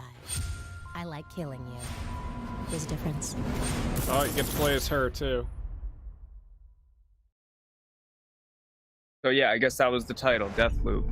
Yeah, no, it was. Oh, I wonder if it's asymmetrical. I wonder if that's like you versus another player. I think it's like it's like if one player is trying to prevent you from completing your objective. I mean, I just thought it was you go back and forth during the story, and I thought that alone was interesting, but that's a thought. Does that say his story comes to an end? I'm so quiet. Shut up. Shut your mouth. But the forest greeted them with a dark, cold silence. The bushes empty. Oh, this looks fucking beautiful. Yet determined to find the berries, the rascal broke free of Mother's grasp and vanished into the trees. Mother's worried cries faded fast as the girl ran on, over vine, under branch, and into the forest deep. Creepy story.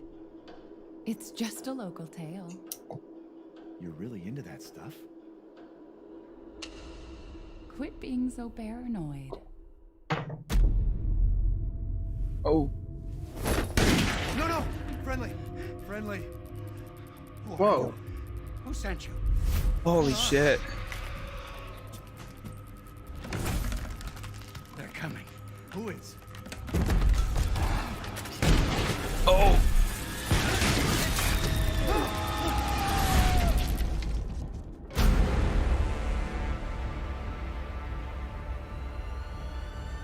What are we working with here? I want to know what this is. I don't know either, but I love it. I see people in the chat saying Outlast. I see people saying Silent Hill. Outlast. No. There ain't no fighting in Outlast.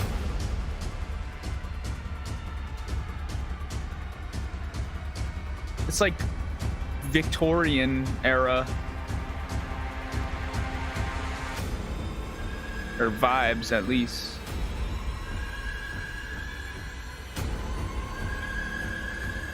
We're saying Resident Evil. Oh, Resident Evil, I think. No. No, it's not, because the main protagonist. Yeah, see, something different. The main protagonist from. Wait, what? Dude. Chris? Yep. There we go. Yeah. Colin, where are you? We need you for this right now. That wasn't. Okay, what I just saw was not what I heard happened. But what I heard happen might have also happened as well. Holy shit! Boom! The reason why I didn't think that was Resident Evil is because you didn't see the main protagonist from Resident Evil 7. And I knew that in Resident Evil 8 he was gonna be in it. Right. And Chris Redfield as well. And it was the first person perspective. Once you said that, I was like, oh yeah, I think so. The fuck, dude? What is this shit? It's like Times Square. Delivery! Hello.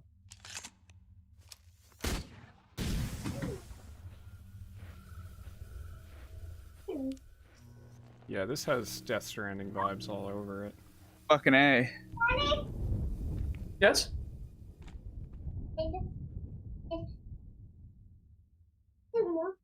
Watching the zombie movie. Whoa! Okay. More cats! Yeah, I know. This one's like a hologram. Dude, is this DLC? Quickly get some sun, baby. There's a reason they're hiding the face and voice. I know, I was gonna say, please be fucking Norman Reedus. He almost has the same body language. Oh, I don't know. Dude, this has what? It's the Truman Show. Yeah. That thing just came through a screen. I heard a grunt. It sounded very Norman Reedus-y. This all looks very Hideo Kojima. A very Norman Reedus-y grunt. I don't know, dude. They had that interview recently where he said, "Yeah, no, I don't know." Pragmata. Doesn't mean it's not a Hideo Kojima game. Is that girl like a cyborg? Like a not? Our freedom. Fuck! I didn't hear. I heard a voice. I couldn't. It wasn't. Yeah. 2022. Can't do that.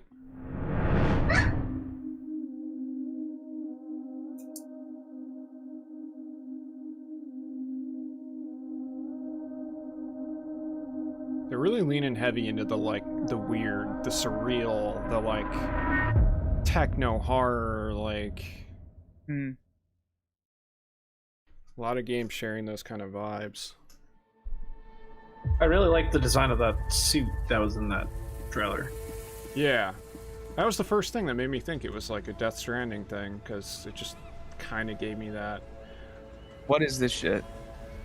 A video game. Think so? Oh, I know what you're thinking. I know what you're thinking. The old ones perished 1,000 years ago. There it is. Oh yeah, that's Aloy. Turned to graves. Getting goosebumps. In their place. Oh man, cool. Came new life. Dude, we're going to the ocean?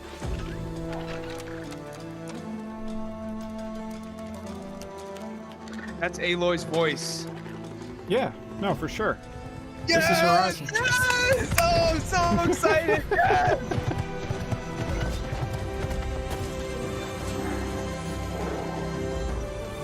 Oh god, please tell me this is in engine. To stop it. Or it will get worse and worse. Oh, holy shit! Angry turtle robot. Until it destroys us all.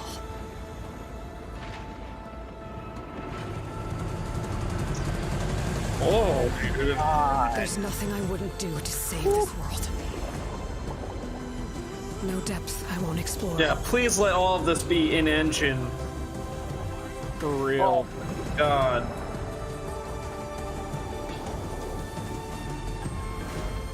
No secret I won't unlock. Dragon! No barrier I won't cross. This mission is mine alone. If I falter, if I fail, there won't be anyone left to stop what's coming. There he is.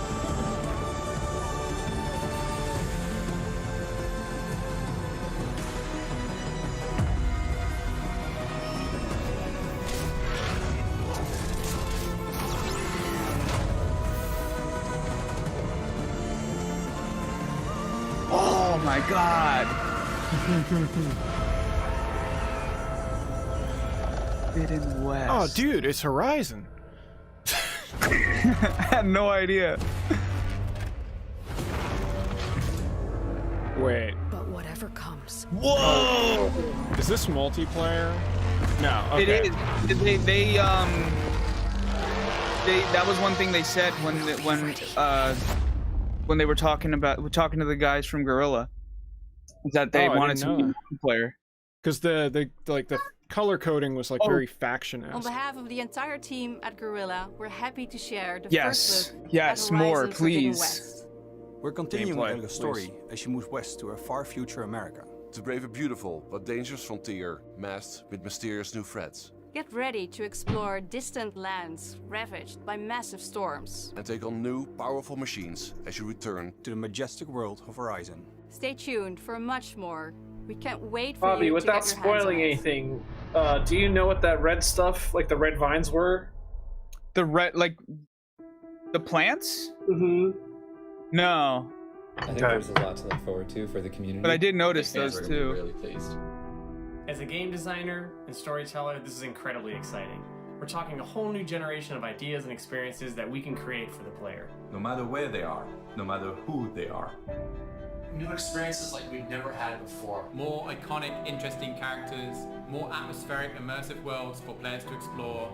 We want to wow players. Expect the unexpected. And I, for one, can't wait. You can't wait. We can't wait to share them with you. It's so exciting. Incredibly exciting. It's really about for the players and for the players. As a developer, that's an amazing feeling to have. Welcome to PlayStation 5. Wow, dude. Sony getting all the devs to just be like, yeah, we're here. What the fuck? They're gonna show the box, I bet.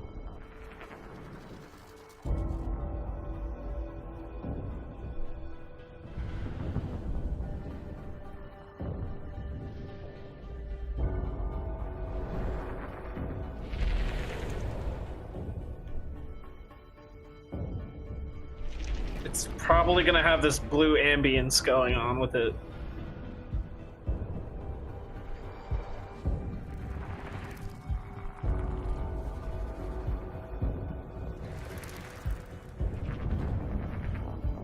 Is it gonna be vertical? Yeah, I was just thinking that. That's the route Xbox is going too. Yeah. I mean, they've always been able to switch, but, you know, between laying and standing. Here it comes. What? Don't do that. Lights up. Got lights? It's definitely gonna have some blue ambient lighting going Dude, on. your current console has lights. Ooh. Wow. Holy cow, dude. God damn. Whoa, that curve. Definitely some thermal venting going on there that looks interesting. Totally.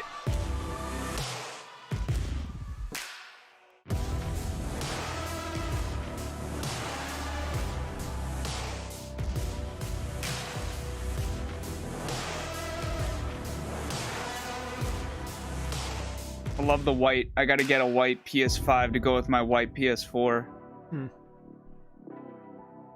But that controller. Look at how it's got that floating stand. Yeah. Ooh. Wow. PlayStation. With what it looks like, I don't even know if you can do horizontal with it, because I don't see any vents on the sides. It's almost like the heat is meant to rise up straight out of the top. I think there's two. Yeah, one has no disk drive. Digital edition. Yep.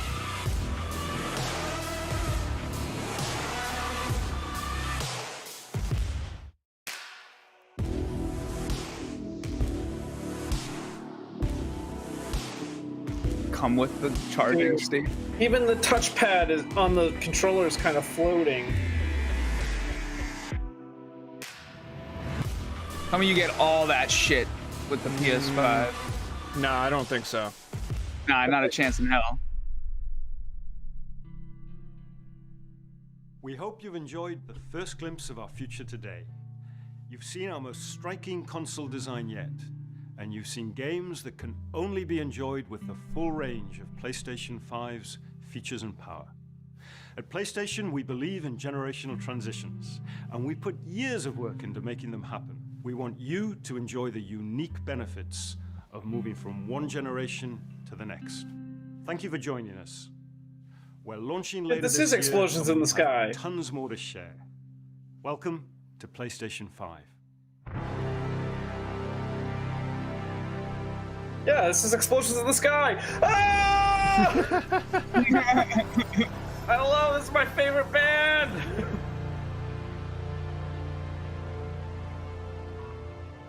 Oh, they're using landing cliffs. Oh my god.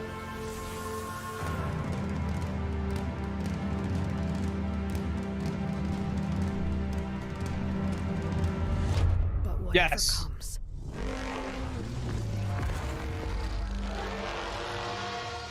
No, yes. I thought they were gonna show more Horizon, and then they showed shit after that.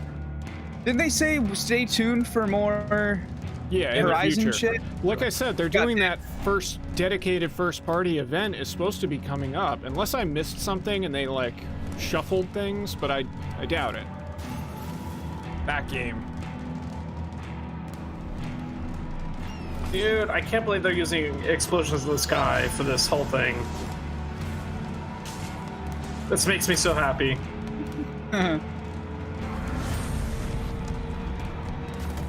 Dude.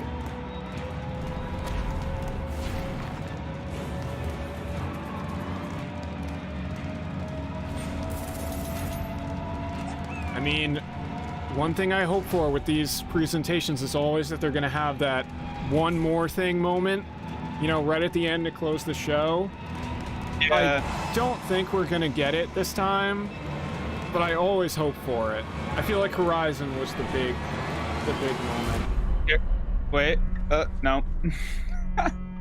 Literally, they showed a clip from Horizon right as you said that. I was like, I got excited.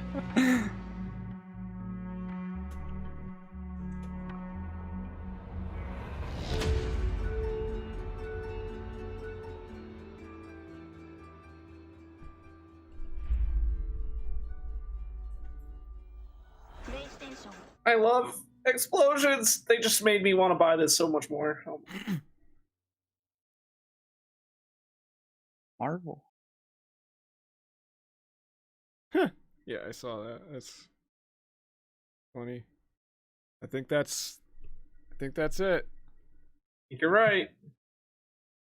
Woo! That was man. Holy shit! How are 31,000 people gonna downvote that? Dude, it's fanboyism. Shit's toxic.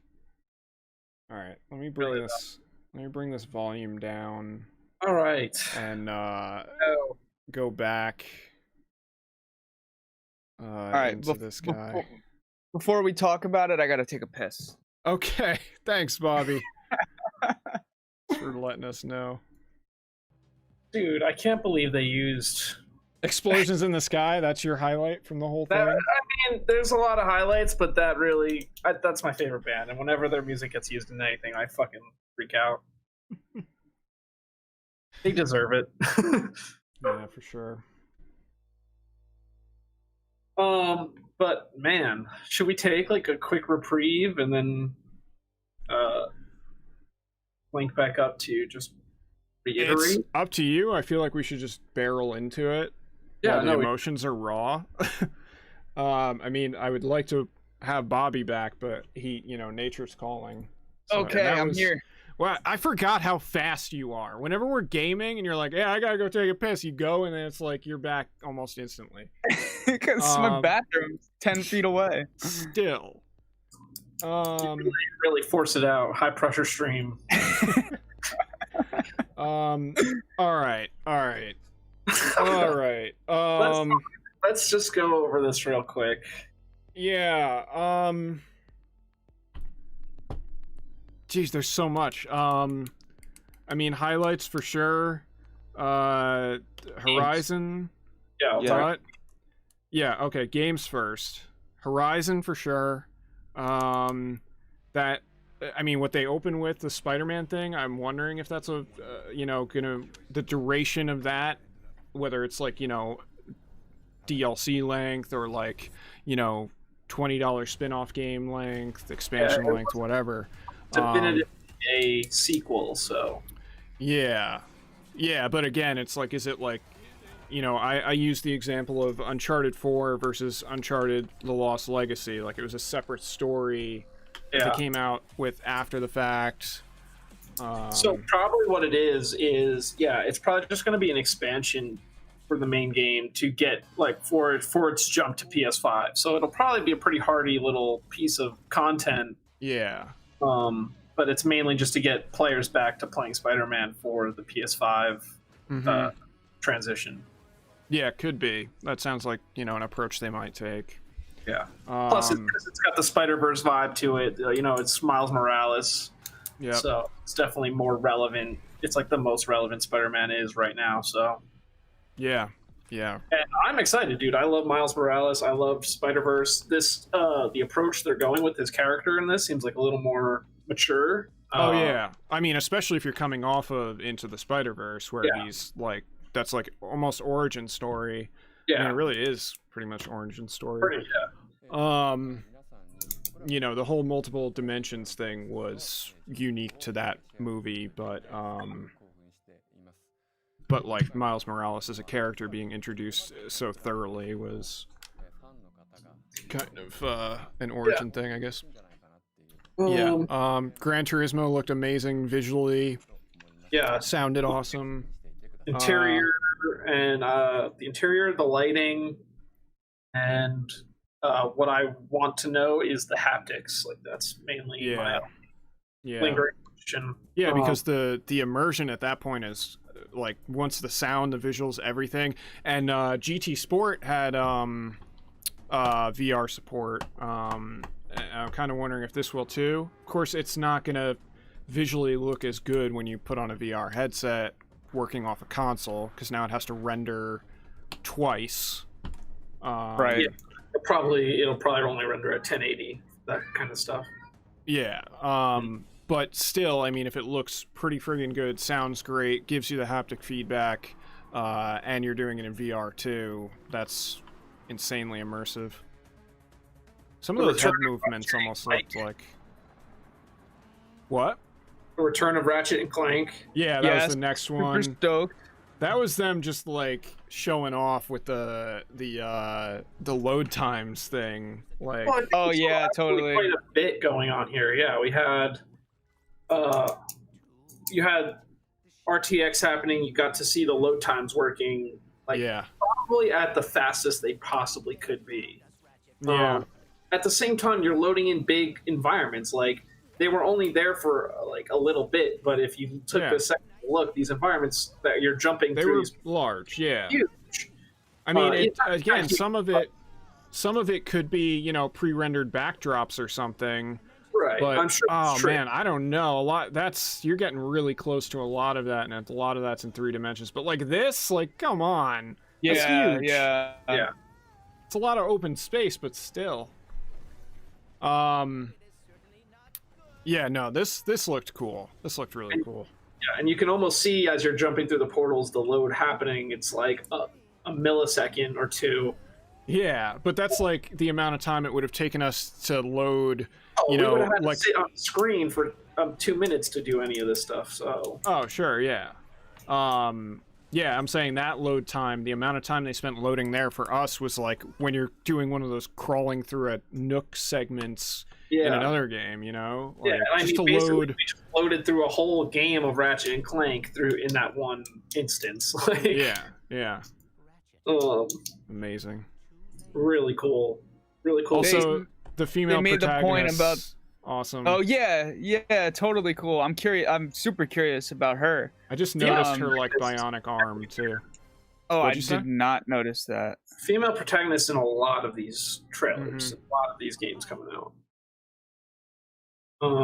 Clank. They make a point to note they point out the ray tracing with the reflections of on Clank, which I appreciated too. And there was also like parts where like there's just a lot of particle effects and stuff happening as well. A lot of debris around. Which looks pretty cool. What was this? For me, this was kind of a low point. I think the story sounds interesting. The visuals look great. It's got a lot of atmosphere to it. The horror components sound cool, but it was like once we jumped into gameplay, I was like, It had that like really far back third person shooter. Yeah. It looked really. It just didn't have a gritty feel to it once you were actually in the combat. Yeah. I mean, that said, there's been games that look like that, and then once you get them in in your hands, it's a different story. But yeah, I'm not like. I'm definitely curious to see more, but I'm not going nuts over this one. Yeah, I'm not sure how I feel about that game either. I don't even. What was that one called? Do you remember? Title of it? Returnal, right there. And then let's just quickly run through that. What was this one called? All-Star Demolition All-Stars? Yeah, this was probably one of the first trailers that really made me like, All-Star Destroyers or something? This is by the same studio that did Rocket League, correct? I believe so. Psionic was the studio that did Rocket League. So wait, maybe it's... Oh, this is Sumo, if I'm remembering right. So, yeah, I don't know. It looks fun. Again, like there's like the glass exploding. There's like a lot of particles happening. It gave me it made me think of like old Burnout games. Yeah, right. Crashing and stuff. There's points where the cars literally are like sliced in half, which is some cars have a big blade on their front. Yeah. And then the like getting out of your car thing. Yeah. Also, doing parkour and shit. Yeah. Traversal and some of the car customizing does look pretty sweet. And this has almost like the hero shooter vibes that everyone's into now with like, Valorant and Overwatch and all that. Yeah. The unique characters that probably have unique ability. They're probably linked to those vehicles. They each have their own vehicle or whatever. Destruction All-Stars. But of course, it's vehicular combat. Other games. Pikmin. Stray real quick, but I want to talk about Stray because that one was one of the ones that got me really excited. Oh yeah, the cat game. That was cool. Oh yeah, I hit that for like half a second, but we didn't talk about it again. Yeah, that was cool. Not a lot to bite into on that though. As far as the trailer, there it is. Pretty sure. Just looks interesting. I really, it had that dystopian future vibe to it. Yeah. And as you mentioned, or the contrast between you being the only organic and in this area, it's just really cool. Really gave a cool mood. So I definitely am curious and want to see more of this. Yeah, I was saying to Bobby at one point, I think you might have gotten up for a second or something, but there seems to be a lot of like that techno kind of, almost like techno horror kind of dystopian, like shared themes through a lot of these. It's kind of strange. Yeah, none of these people look really happy to be robots either. No, yeah, I mean that's where the whole dystopian thing comes into play too. Yeah, I wish there was a little bit of like I wish it showed some gameplay into this. That's what I mean when I say that there wasn't a whole lot to bite into on this one. It's really just here's the world in which this game takes place. And then this adorable cat meow right at the end. Yeah. I mean, it was a well-constructed trailer for that sense, because that slow realization of like, you're the cat was was fun for us. As far as like highlights, there was a couple like Ghostwire Tokyo looked interesting, but wasn't like too wow. Dude, the game we thought was Monster Hunter at first. This one looked great too. The one that I was like, it looks like Pikmin a little bit. Yep. Oh, this though, another one. Another one, not a whole lot to bite into on the trailer, but like it definitely gives you, like the same thing with the cat one with Stray. It gives you a sense of the universe that it's going to take place in. It's just like a indie movie, but with dinosaurs, but like animated. And with the game. So I love animated stuff with good music. So yeah, it's probably going to be a winner for me. You know, I really wanted to see more gameplay with it though too, because like I want to know if it's like fixed camera angles and like, you know, all that, or if it's like real time, because I'm loving what I'm seeing. We've talked about it before with like why am I pausing it? With like oh my god, who makes Dragon Ball Fighters and Arc System Works. Thank you. My own brain. With what they've been doing with 2D/3D animation, you know, like 3D animation that looks 2D convincingly has been really cool. That said, I think all that was really 2D, but yeah, I think a lot of that was probably like hand drawn. Yeah. Oddworld, that's definitely interesting to see Oddworld coming back. I never really played Oddworld. Yeah, I've seen some of it. I've heard a lot about it, but I've never played it. Older gamers that are very excited to see that coming back. Yeah. And that like gritty vibe that it had, I really was just hoping would be consistent and maybe like take that to the extreme, give it that M rating. And just have it like eerie. Yeah, now we're on the Shinji Mikami game. Yeah. I don't know what to think of this. This was just, I mean, it's a Shinji Mikami game. Of course it gave us kind of a mind fuck. It honestly looks like it's just like Japanese urban horror stories. Like sure, but then you're doing like a Final Flash. Right. Like you have Dragon Ball Z powers. Oh, yeah, it looks like they're just like purifying Tokyo. Yeah. Like you just, it's your job to take care of the demons. I want to definitely a little different for compared to Shinji Mikami's most recent stuff too. Oh, definitely. I mean, but he's got range, you know. He did The Evil Within, but he also did like Vanquish. Yeah, true. Interesting though. I don't know. Yeah. Man, I wish Colin was here to talk about fucking Resident Evil. Yeah, I mean, I haven't been keeping up with those games really, so like I don't have a whole lot to say about it other than I was, you know, able to figure out that that's what it was. Yeah, I did not expect that. Like it had that whole like coming from. I played Resident Evil 7, and that was like you know, all in the bayou in Louisiana, and then so coming from that and then going into like this Victorian vibe, you know what I mean? Also, was that supposed to be like Claire or Jill? Claire?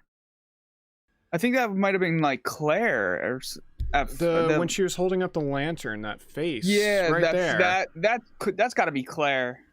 That looks a lot like her, the likeness they used for the remake of 2. Yeah. Colin would know, like, instantaneously. I mean, they have Chris. Yeah. Chris is a little different at the end, though. He was like... Wait, go to... I want to see what Chris looked like, because they changed like right now. Yeah, because they changed how he looks.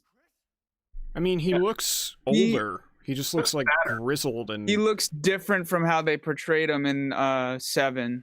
But he looks different in every fucking Resident Evil. And a little like more weight in his face. Like he's not. I think he's still brolic. He's definitely brolic. He looks like a retired like soldier gone merc now. Like that's the vibe I get from him. Mm-hmm.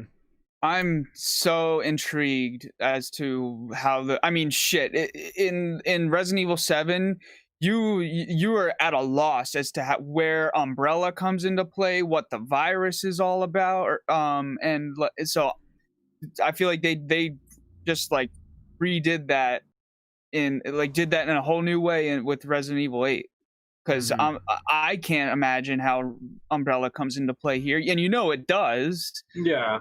Because that's their thing. Yeah. And then the virus, what that's all about. Yeah, it'll be pretty interesting to see more from Resident Evil 8. Definitely cool environment, cool vibe. So, Colin was telling me that Chris Redfield is seen as an enemy, as a villain in it. I think that trailer definitely confirms that. Yeah, they made that pretty clear. He,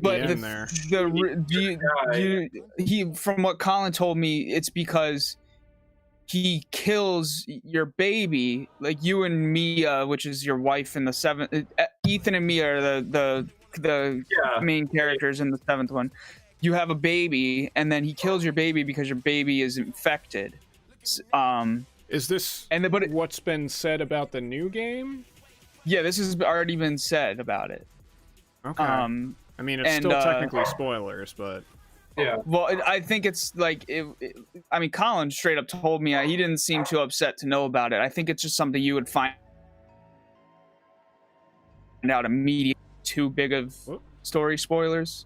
But I wanted to point out the fact that right there with Chris at the end, he like shoots not a baby. and that is what I heard about. But that's what I didn't hear about. I think that definitely almost did sound like your character from 7. At the end when he was talking to Chris. Well, he says Ethan, and that's his name. Oh, he does. I didn't even hear that.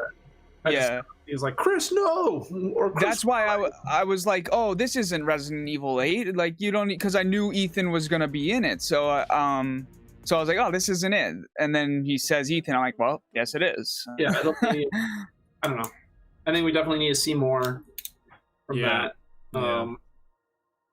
Let's jump to Little Devil Inside real quick, which is that Hunter-looking game. I've been trying to find it. I think it's one of the shorter trailers in here. Like literally this whole time we've been talking, I've been trying to find it. Ahead of this, it's like earlier than this. Oh, you were there. That was it. I totally forgot that. Wait, was it? Yeah, this was it. That's it. Yeah. Oh my god, this just looked too cool. Now that I see that monster again, it looks more like shit. Puke, what was the? Puke, thank Puke. you, Puke. Totally. Yeah, the voxel vibe plus the animations plus like this. It's got this like cartoon aesthetic, but this like gritty weight to it. Yeah, that's really great. Like. It's kind of how I felt about Oddworld too. I mean, they're totally different, but again, like it had that weird, like go back grittiness to it. I don't know if you saw your backpack was full of the darts that they were shooting at you there. Like you were like pelted with the arrows and stuff. But yeah, just if you guys like take a look at like some of the sword swings and stuff like that, like man, it's really got this like very great animation. The scene where you're fighting that giant werewolf that's coming up in a second, like the lighting was awesome right here. That gave me Bloodborne vibes. Yeah, like this. Same. Get out of my head. And then this gave me like Attack on Titan vibe. Like okay, Mom. This really awesome looking right here. Just like look at all the little spikes in your clothes and stuff. Yeah. You bandaging yourself up. Were you riding on people? You were riding a penguin, and I noticed you were wearing less clothes because you're in the desert. Yeah. Oh, so maybe it's got like a like this. Breath of That's the Wild kind of system. Gameplay there, just this cliffside. And then it cuts to this, and it's like, wait, you're the butler for half the game, and then you're this guy. And I also, are you a butler? Brilliant. Is he a butler, or he has? It looks like he's got like right here. He's got like some certifications going on, so maybe he's like a professor and employs this guy to get specimens for him or something. Right. Yeah, I just got the vibe that like he's he's out doing this thing, and then the other half of the game, you're just like waiting for him to come back. Like this right here with this whole action, yes. Beautiful. And this, oh my god, what does this look like? What this? Yeah, that reminds me of something. It's honestly, it's got like the Journey vibe to it. Yes, totally. Yeah. Journey character. It reminds me of something else though, like a horror. Wild kind of like. I don't know. Like but this imagery specifically though, like the deer head. This whole game looks really cool to me. That was totally Puke. Even this part, like this giant stone sword, like. Yeah. Really. Dragon. When it comes to new IPs, I think this is the one I was most excited for. I mean, I think Horizon got me a little more amped, but that's obviously an existing IP. Right. 2K, we didn't see much. What? Did you play Horizon yourself? Yeah. Yeah, Stray and Little Devil Inside were definitely... I wasn't sure if this was real and I actually saw this, or like if I blacked out for a little bit during this and had a fever dream or something. It is like 83 degrees down here. We're just gonna move past that and acknowledge that it exists. I just want to like touch on a few more things that we can move on to like the hardware. Sure, yeah, what do you got? One of the things, Demon Souls. I think that's what this is right now, yep. So, yeah, I wish Colin was here for that one, because I think he's the only one out of all of us that played the original Demon Souls before they were forced to rename the series. And like this is like a remake. I should have known from that scene actually, because I think that was in the original trailer for Demon Souls way back. But it's Blue Point. I think what they did with this is they essentially gave it the like Shadow of the Colossus treatment, where like it's not a remake, but it's more than a remaster for sure. Yeah. You're probably on point there. Another one would be, what's that? Project Theorist, right? I don't know. Yeah. You got the Death Loop, which was pretty interesting. Yeah, totally thought that was Dishonored for very the first Dishonored bit. vibe. God, that thing is so cool. Very cool. But basically what I think is that it's two rival assassins, and I think both assassins will actually end up being players. Yeah, you think it's a multiplayer thing. Yeah, I think they'll be playing against each other. But then it's like, that brings up, is there an offline mode as well? With the amount of narrative that we heard in that trailer, I would imagine there definitely is. And then is the other person AI controlled? I don't know. Or maybe it's two separate stories, or you switch off between the two throughout the story. That's what I originally thought, but I thought it was really interesting when Greg said that he thought it might be like a multiplayer thing.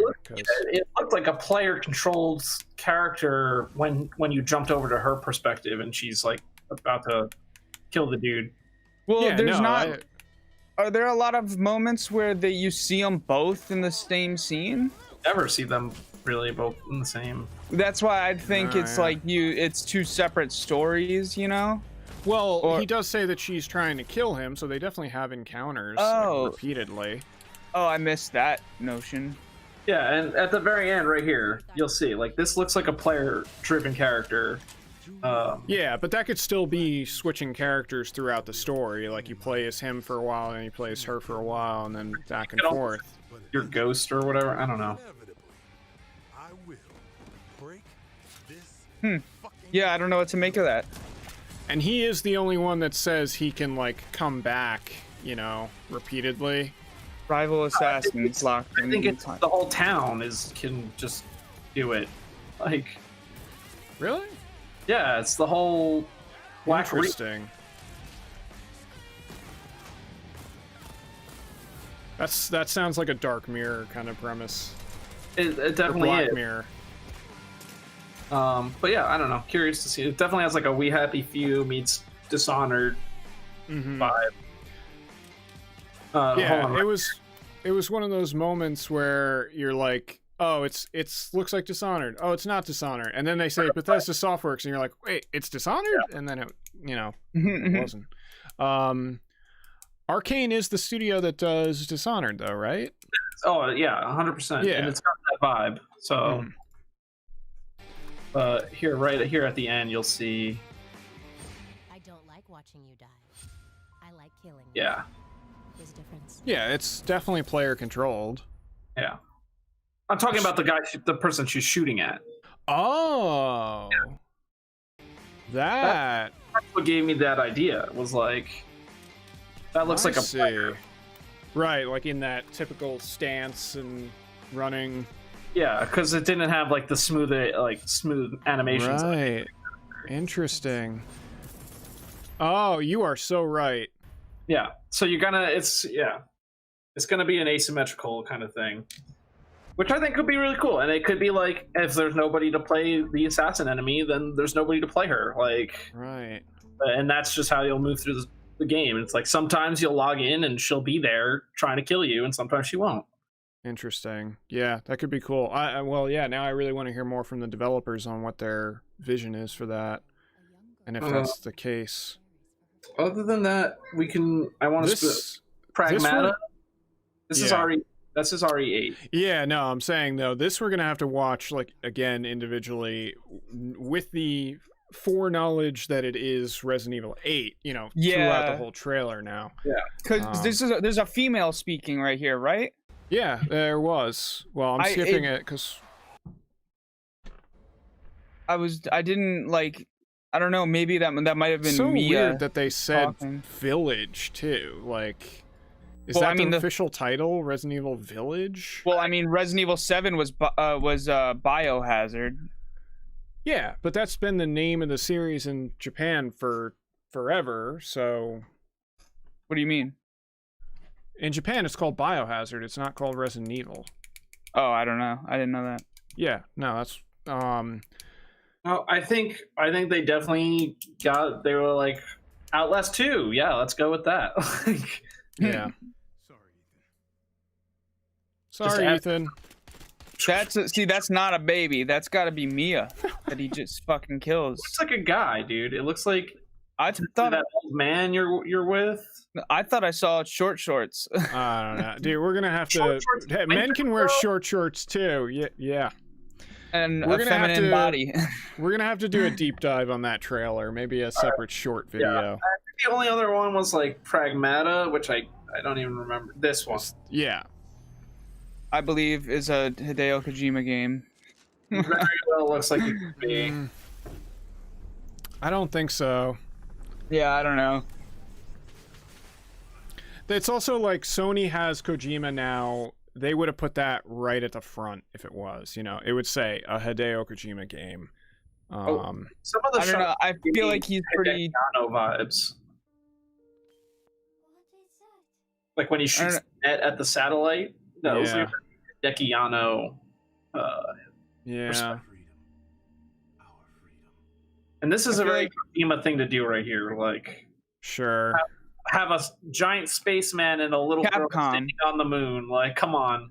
Yeah. That's Capcom. It is.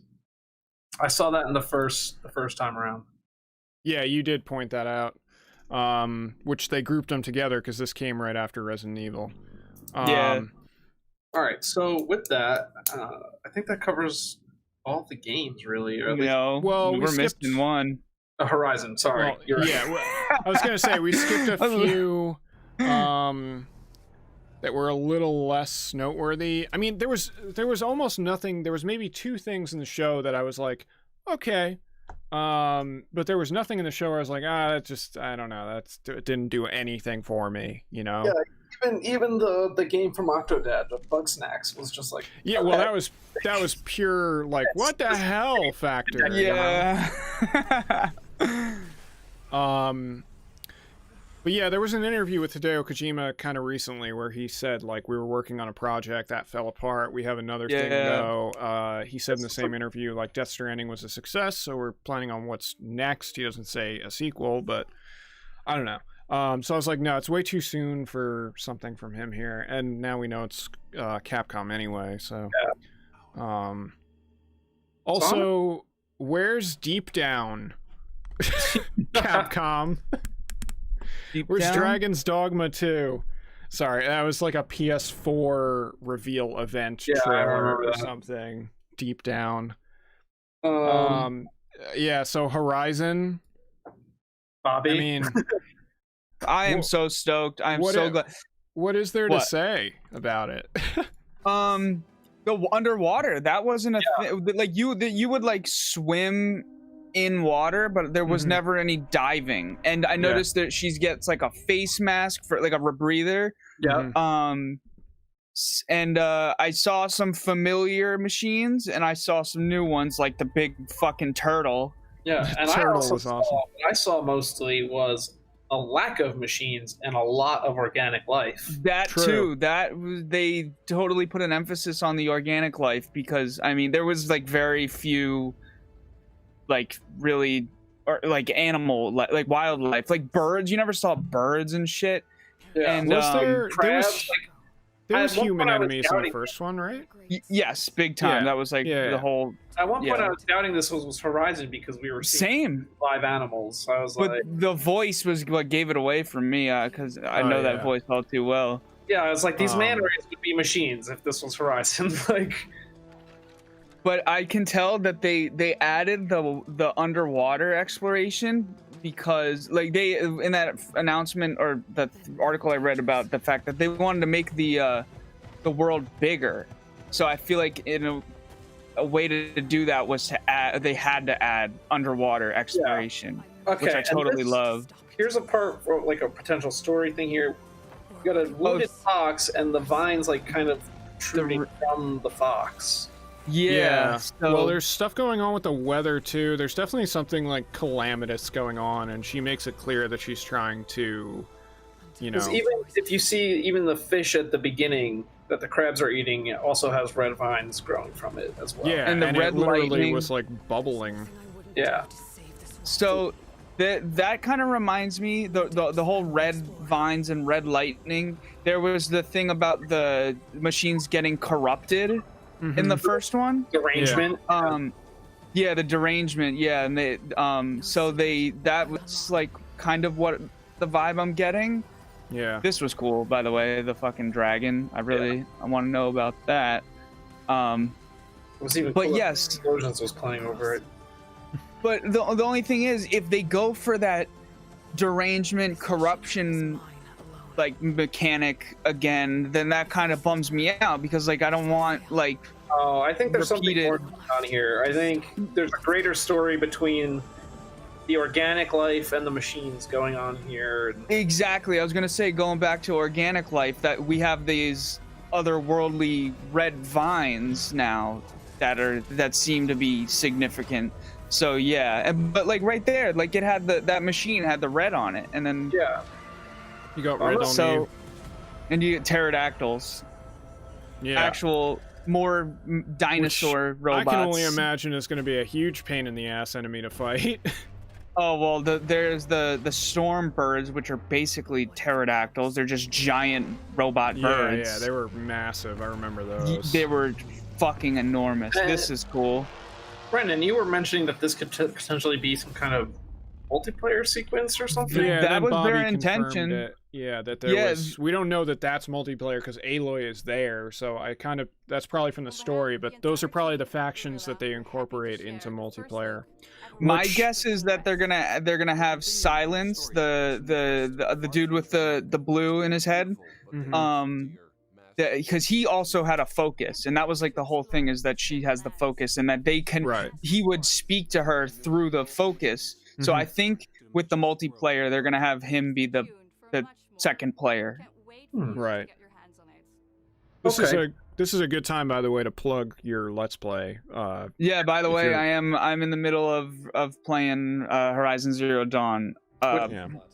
Watch the second upload that we've posted because it's in HD. The first one was not. Yeah, I'm excited to see more of it now. Like, I was always excited to see kind of how the story concludes, but seeing the trailer for the second one, I am definitely excited. So yeah, I'm looking forward to more of that, Bobby, for sure. Yeah, totally. All right, let's talk about. Unless you have something to say before. Just real quick, I wanted to mention that I thought their retrospective in the beginning was really good. Like their I mean, all their stuff, which Xbox tried and failed. So like, props to Sony for kind of just blowing Microsoft out of the water with all these little marketing bits. And just to clarify, I'm not sure if everyone is fully aware, but we're not fanboys one way or the other. Greg, in fact, is usually you lean Xbox. Yeah, but this was a way more impressive show than the Microsoft show. So.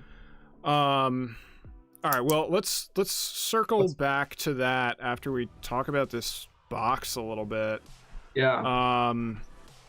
I mean, yeah, they didn't really talk a whole lot about hardware. They showed a few, little bits of information about here. I think it's going to pop up or whatever about the SSD, and most of the stuff we already know, but it was condensed down to just like, the bullet points. But like strictly from a design standpoint, it almost doesn't look like you can lay this thing on its side.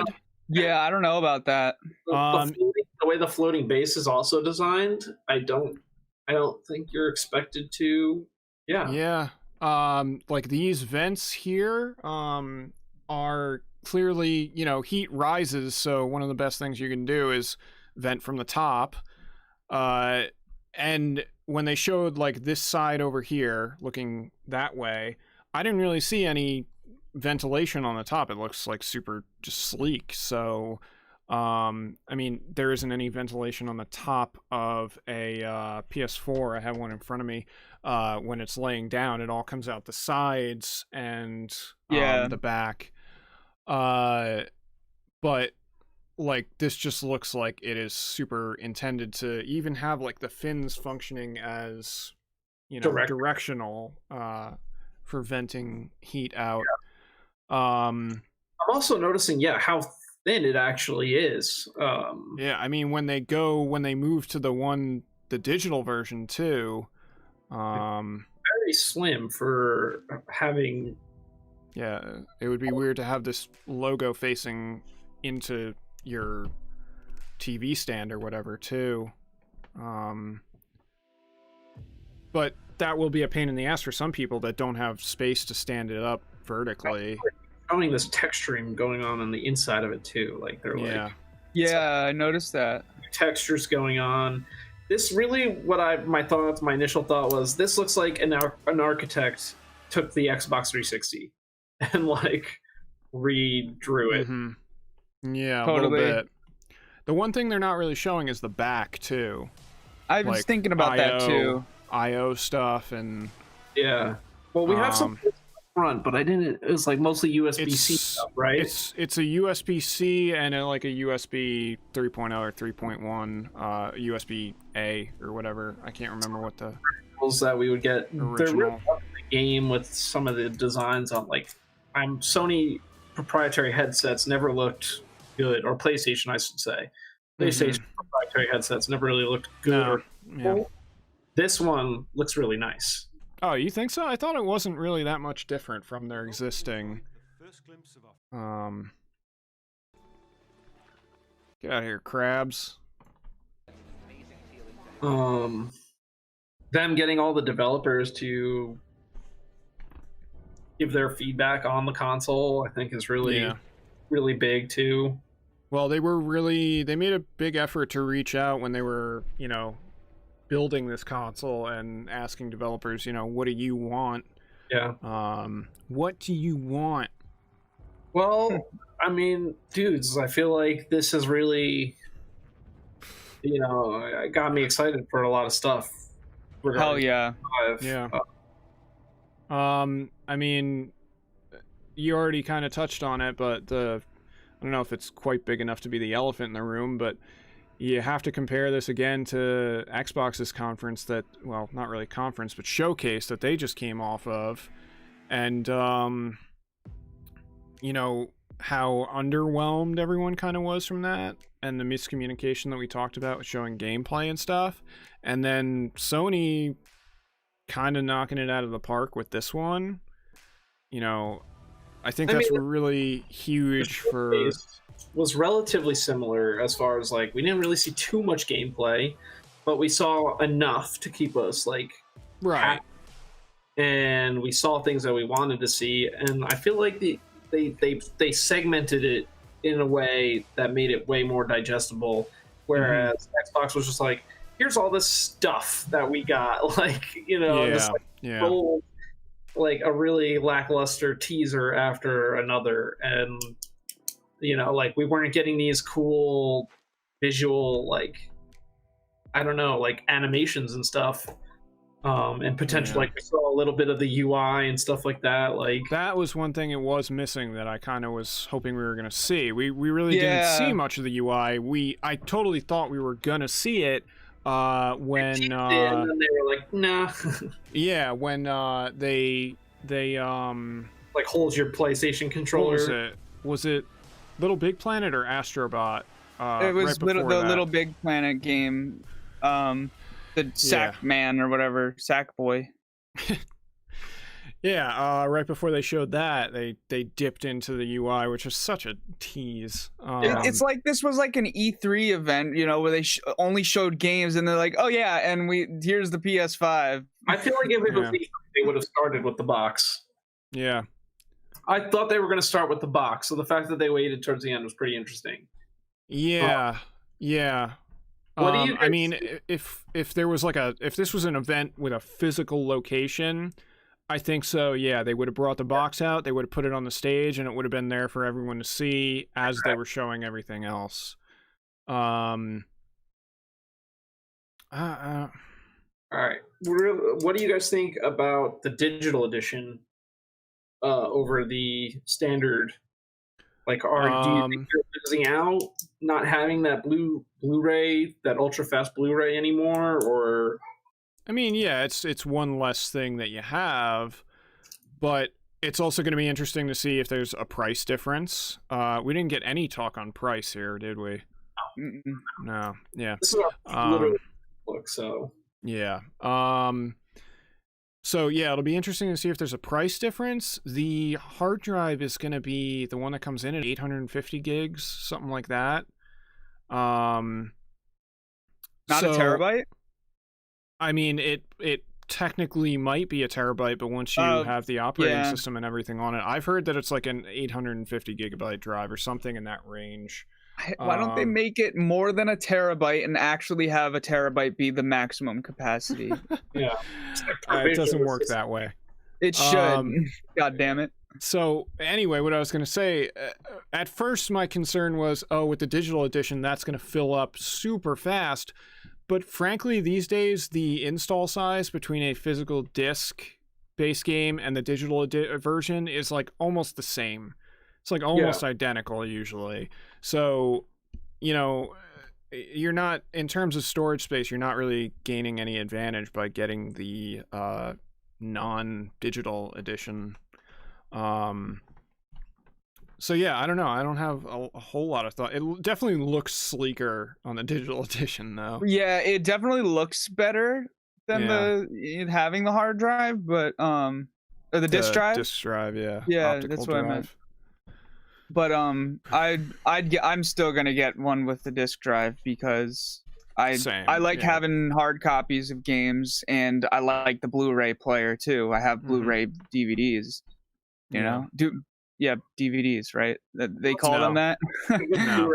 It's a Bluray disc. That was because are you guys still getting digital or physical copies and like. Yeah, I'm attached to my physical copies. I will get physical copies until they become obsolete completely. Like I have Blu-rays too, but I also have 3 other Blu-ray players in this house. So it's like, do I need to get this Blu-ray player on the PS5? Is there any like benefit to this Blu-ray? Like, yeah, well, that's what I'm saying. The one thing I would think of would be a storage advantage, but there really isn't one in this at this point in time.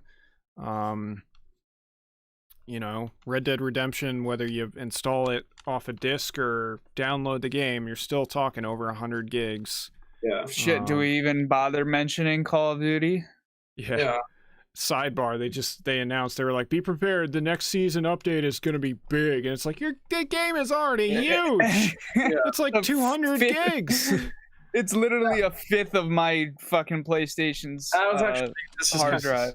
Off topic, but Destiny was having the same problem, and I was hearing that they're going to start like axing some of the like not used content out of Destiny to kind of like make it a more cut down on the install size. Interesting. Yeah, and it just makes it easier for them to manage. But yeah, I don't know. That was interesting. Yeah. All right. Well, the PlayStation 5, damn, some of that stuff. Like, I want to see more. I want to see somebody hands-on with the controller. Yeah. Yep. I'd like to see that in action because they, you know, like just the, you know, it's all the features they've talked about, you know. And then, you know, I want to see more. I want to see actual gameplay of Horizon, and I want to see more of Little Devil Inside. I think those too, yeah. You know, and Stray as well. But yeah, I think those 3 really kind of for me were the highlights. Yeah, I would agree for sure. Where you're a cat in a robot dystopian future. Awesome. Highlights for me, definitely in this order: Horizon, Resident Evil, Ratchet and Clank. Yeah. None of the new IPs for you? Nothing? No. Really? I mean, Stray, I totally like Stray. That looks cool. And the Devil Inside, or the Devil Inside. Wasn't that a movie?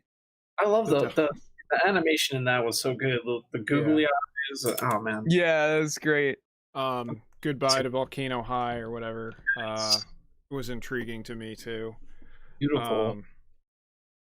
Those like quick time event driven games are touchy though, which I have a feeling it's probably one of those, like we said, like a Telltale or Quantic Dream kind of thing. You know, you got to keep it interesting and engaging enough. But it's got character, a lot of interesting atmosphere throughout this whole presentation. Yeah, for sure. Which you know, like we said before, Microsoft had very little to none of in theirs.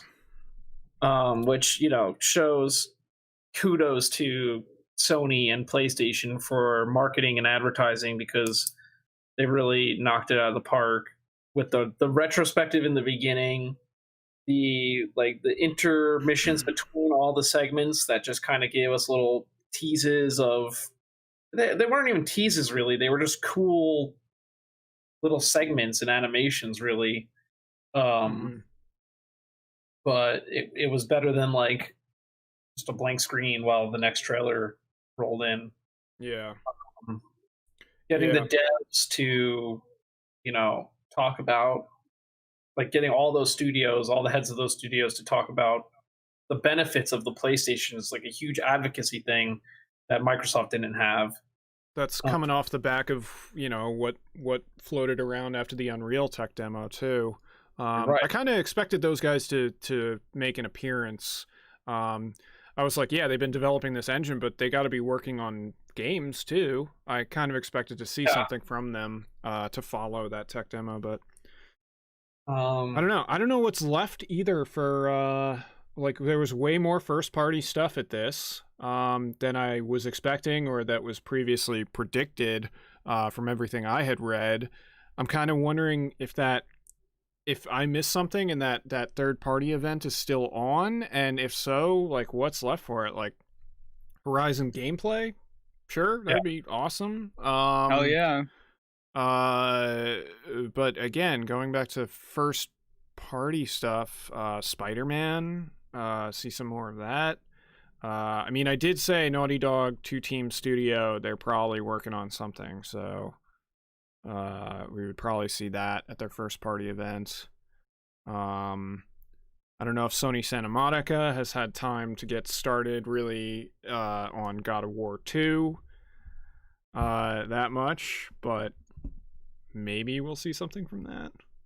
I'd probably shit my pants if we did. Maybe just a or something, but probably, yeah. And yeah, I don't know, dude. They used my favorite band, closed the whole. That just really sealed the deal for me. So you think you're buying a PlayStation? Dude, I don't know, man. I want to see more, but this got me really excited for sure. In an ideal world, we would be able to own both, everything, right? You know, we'd have a Switch, really? Xbox, PlayStation, PC, N-Gage. Did you hear about the whole Sega like mini console thing? That's why it was in my head. Yeah. But no, Microsoft really needs to just show what they got. And I mean, at this point, like I'm almost like Halo Infinite's gonna just not be what I'm hoping it will be, and that will really kind of be the Xbox mood killer for me. Yeah, I mean, I'm having flashbacks back to last gen, pre-last gen, when, I mean, Microsoft makes the bold move of going first, which you have to give them props for that. They're like usually the first one to show stuff, and then Sony has badly presented. Like, I don't understand. Like, I mean, part of what makes Sony shine after that is they get to see their mistakes and make, they can't redo this whole presentation, but they can make little tweaks. Right. Here and there, re-edit some stuff, make gameplay clips a little bit longer, whatever, or they could go all out with last gen where they were like, this is how you share games on PlayStation, which was like just spitting in Microsoft's face after the whole DRM debacle. Yeah. And this obviously isn't that dramatic, but it still is like, they show something, and then Sony shows something and it's like, Yeah, well, it's like they're not having that DRM debacle and that it's online debacle, but they're still tripping. No Kinect debacle. Yeah, like they're still tripping on themselves. So they need to pull something out and show some good stuff because, this was a great presentation, and I'm currently more excited for a PlayStation 5. Yep. Yeah, I have to admit the same, even though that's the direction I was leaning in anyway. But, I want Microsoft to do well. I think, competition breeds better games too. And, it's more studios working on stuff and coming out with doing interesting things, whatever. The consoles have different capabilities, so you can do different things on them. They're not entirely identical. Yeah. Well, it's like here's an example. Is like Quantum Break was like a huge for the Xbox. They made such a big deal about Quantum Break, right? And like Quantum Break wasn't really anything. Like it was not. Well, it was supposed to be a TV show and a game, and then they were like, "Yeah, we scrapped the TV show," and it's like, okay, so what's interesting about it? It's like, well, it's kind of trippy. It's like, okay. But here we don't even know for sure, but we can speculate on a game like Deathloop where you can potentially have this asymmetrical multiplayer, like one-on-one kind of setup, and that's already immediately more interesting. Yeah. So. Yeah, interesting is definitely one of the more frequently used terms for this presentation. And yeah, just God, I was so underwhelmed with that Microsoft presentation. I wish we had done a live reaction to that too. I mean, that one kind of snuck up on me at least. Ready for it.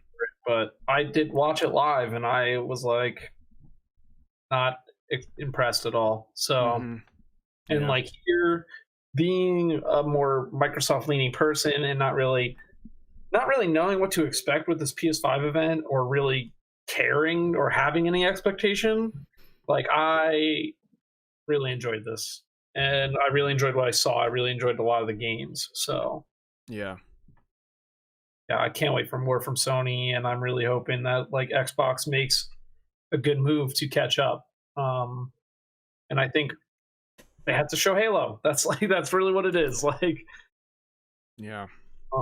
No, they need to. They have some first party stuff that they need to really.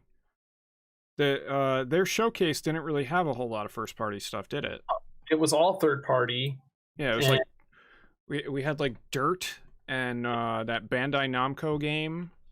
Yeah, and Dirt was the biggest look at the console. Like Dirt was the biggest gameplay look we had during that showcase, and the biggest like look at what the console's capable of. And even then, it was very bare bone. Like it was very not. And the thing is, like, Dirt's not a bad game. It's just the presentation didn't really show us much. And then you put that up against the Gran Turismo showing. Which Gran Turismo always, like, there's always that argument as far as racing games go, and who's got the better one, and who's more accessible, and all that stuff. But yeah, in terms of this, the Gran Turismo showcase blew that Dirt showcase out of the water. Like, yeah, it's just all we would have needed to do was see the interior designs of those vehicles in rally cars. And like that was all we needed. Like we didn't even need to see the gameplay. Like seriously, the design and the ambient lighting in those spaces was freaking awesome. Yeah, I mean, and like a lot of this stuff looks next gen over here, and a lot of what we saw over at the Xbox showcase didn't really look next gen. It felt like they weren't harnessing it as effectively, but it was also how it was edited, and so much of it was just trailers, in-engine trailers, sure, but most of it wasn't really even like gameplay and stuff. Like that's why I said that's what everyone was upset about. It was supposed to be a gameplay showcase. Yeah. So I mean, good job. Yeah, I gotta wrap up here, but same. I gotta eat my dinner. It's waiting for me. We're at that point. Oh yeah, we're all starving now. All right, we're at that point. Sony. Hats off to Sony again. Fucking A. And we'll see where we go from here. We'll get some new stuff soon. I'm gonna double check if that event is gonna be happening with the first party stuff, and we'll see some more of the stuff we saw today there, and hopefully some new stuff too. Once we have a date for that, we'll definitely set up live react to that as well. Yeah. Whatever Microsoft's doing, whatever Sony's doing, we'll try and be there. We got Last of Us 2 coming out soon. Hoping we can let's play that. And Horizon Zero Dawn coming from Bobby. So yep. Yes, sir.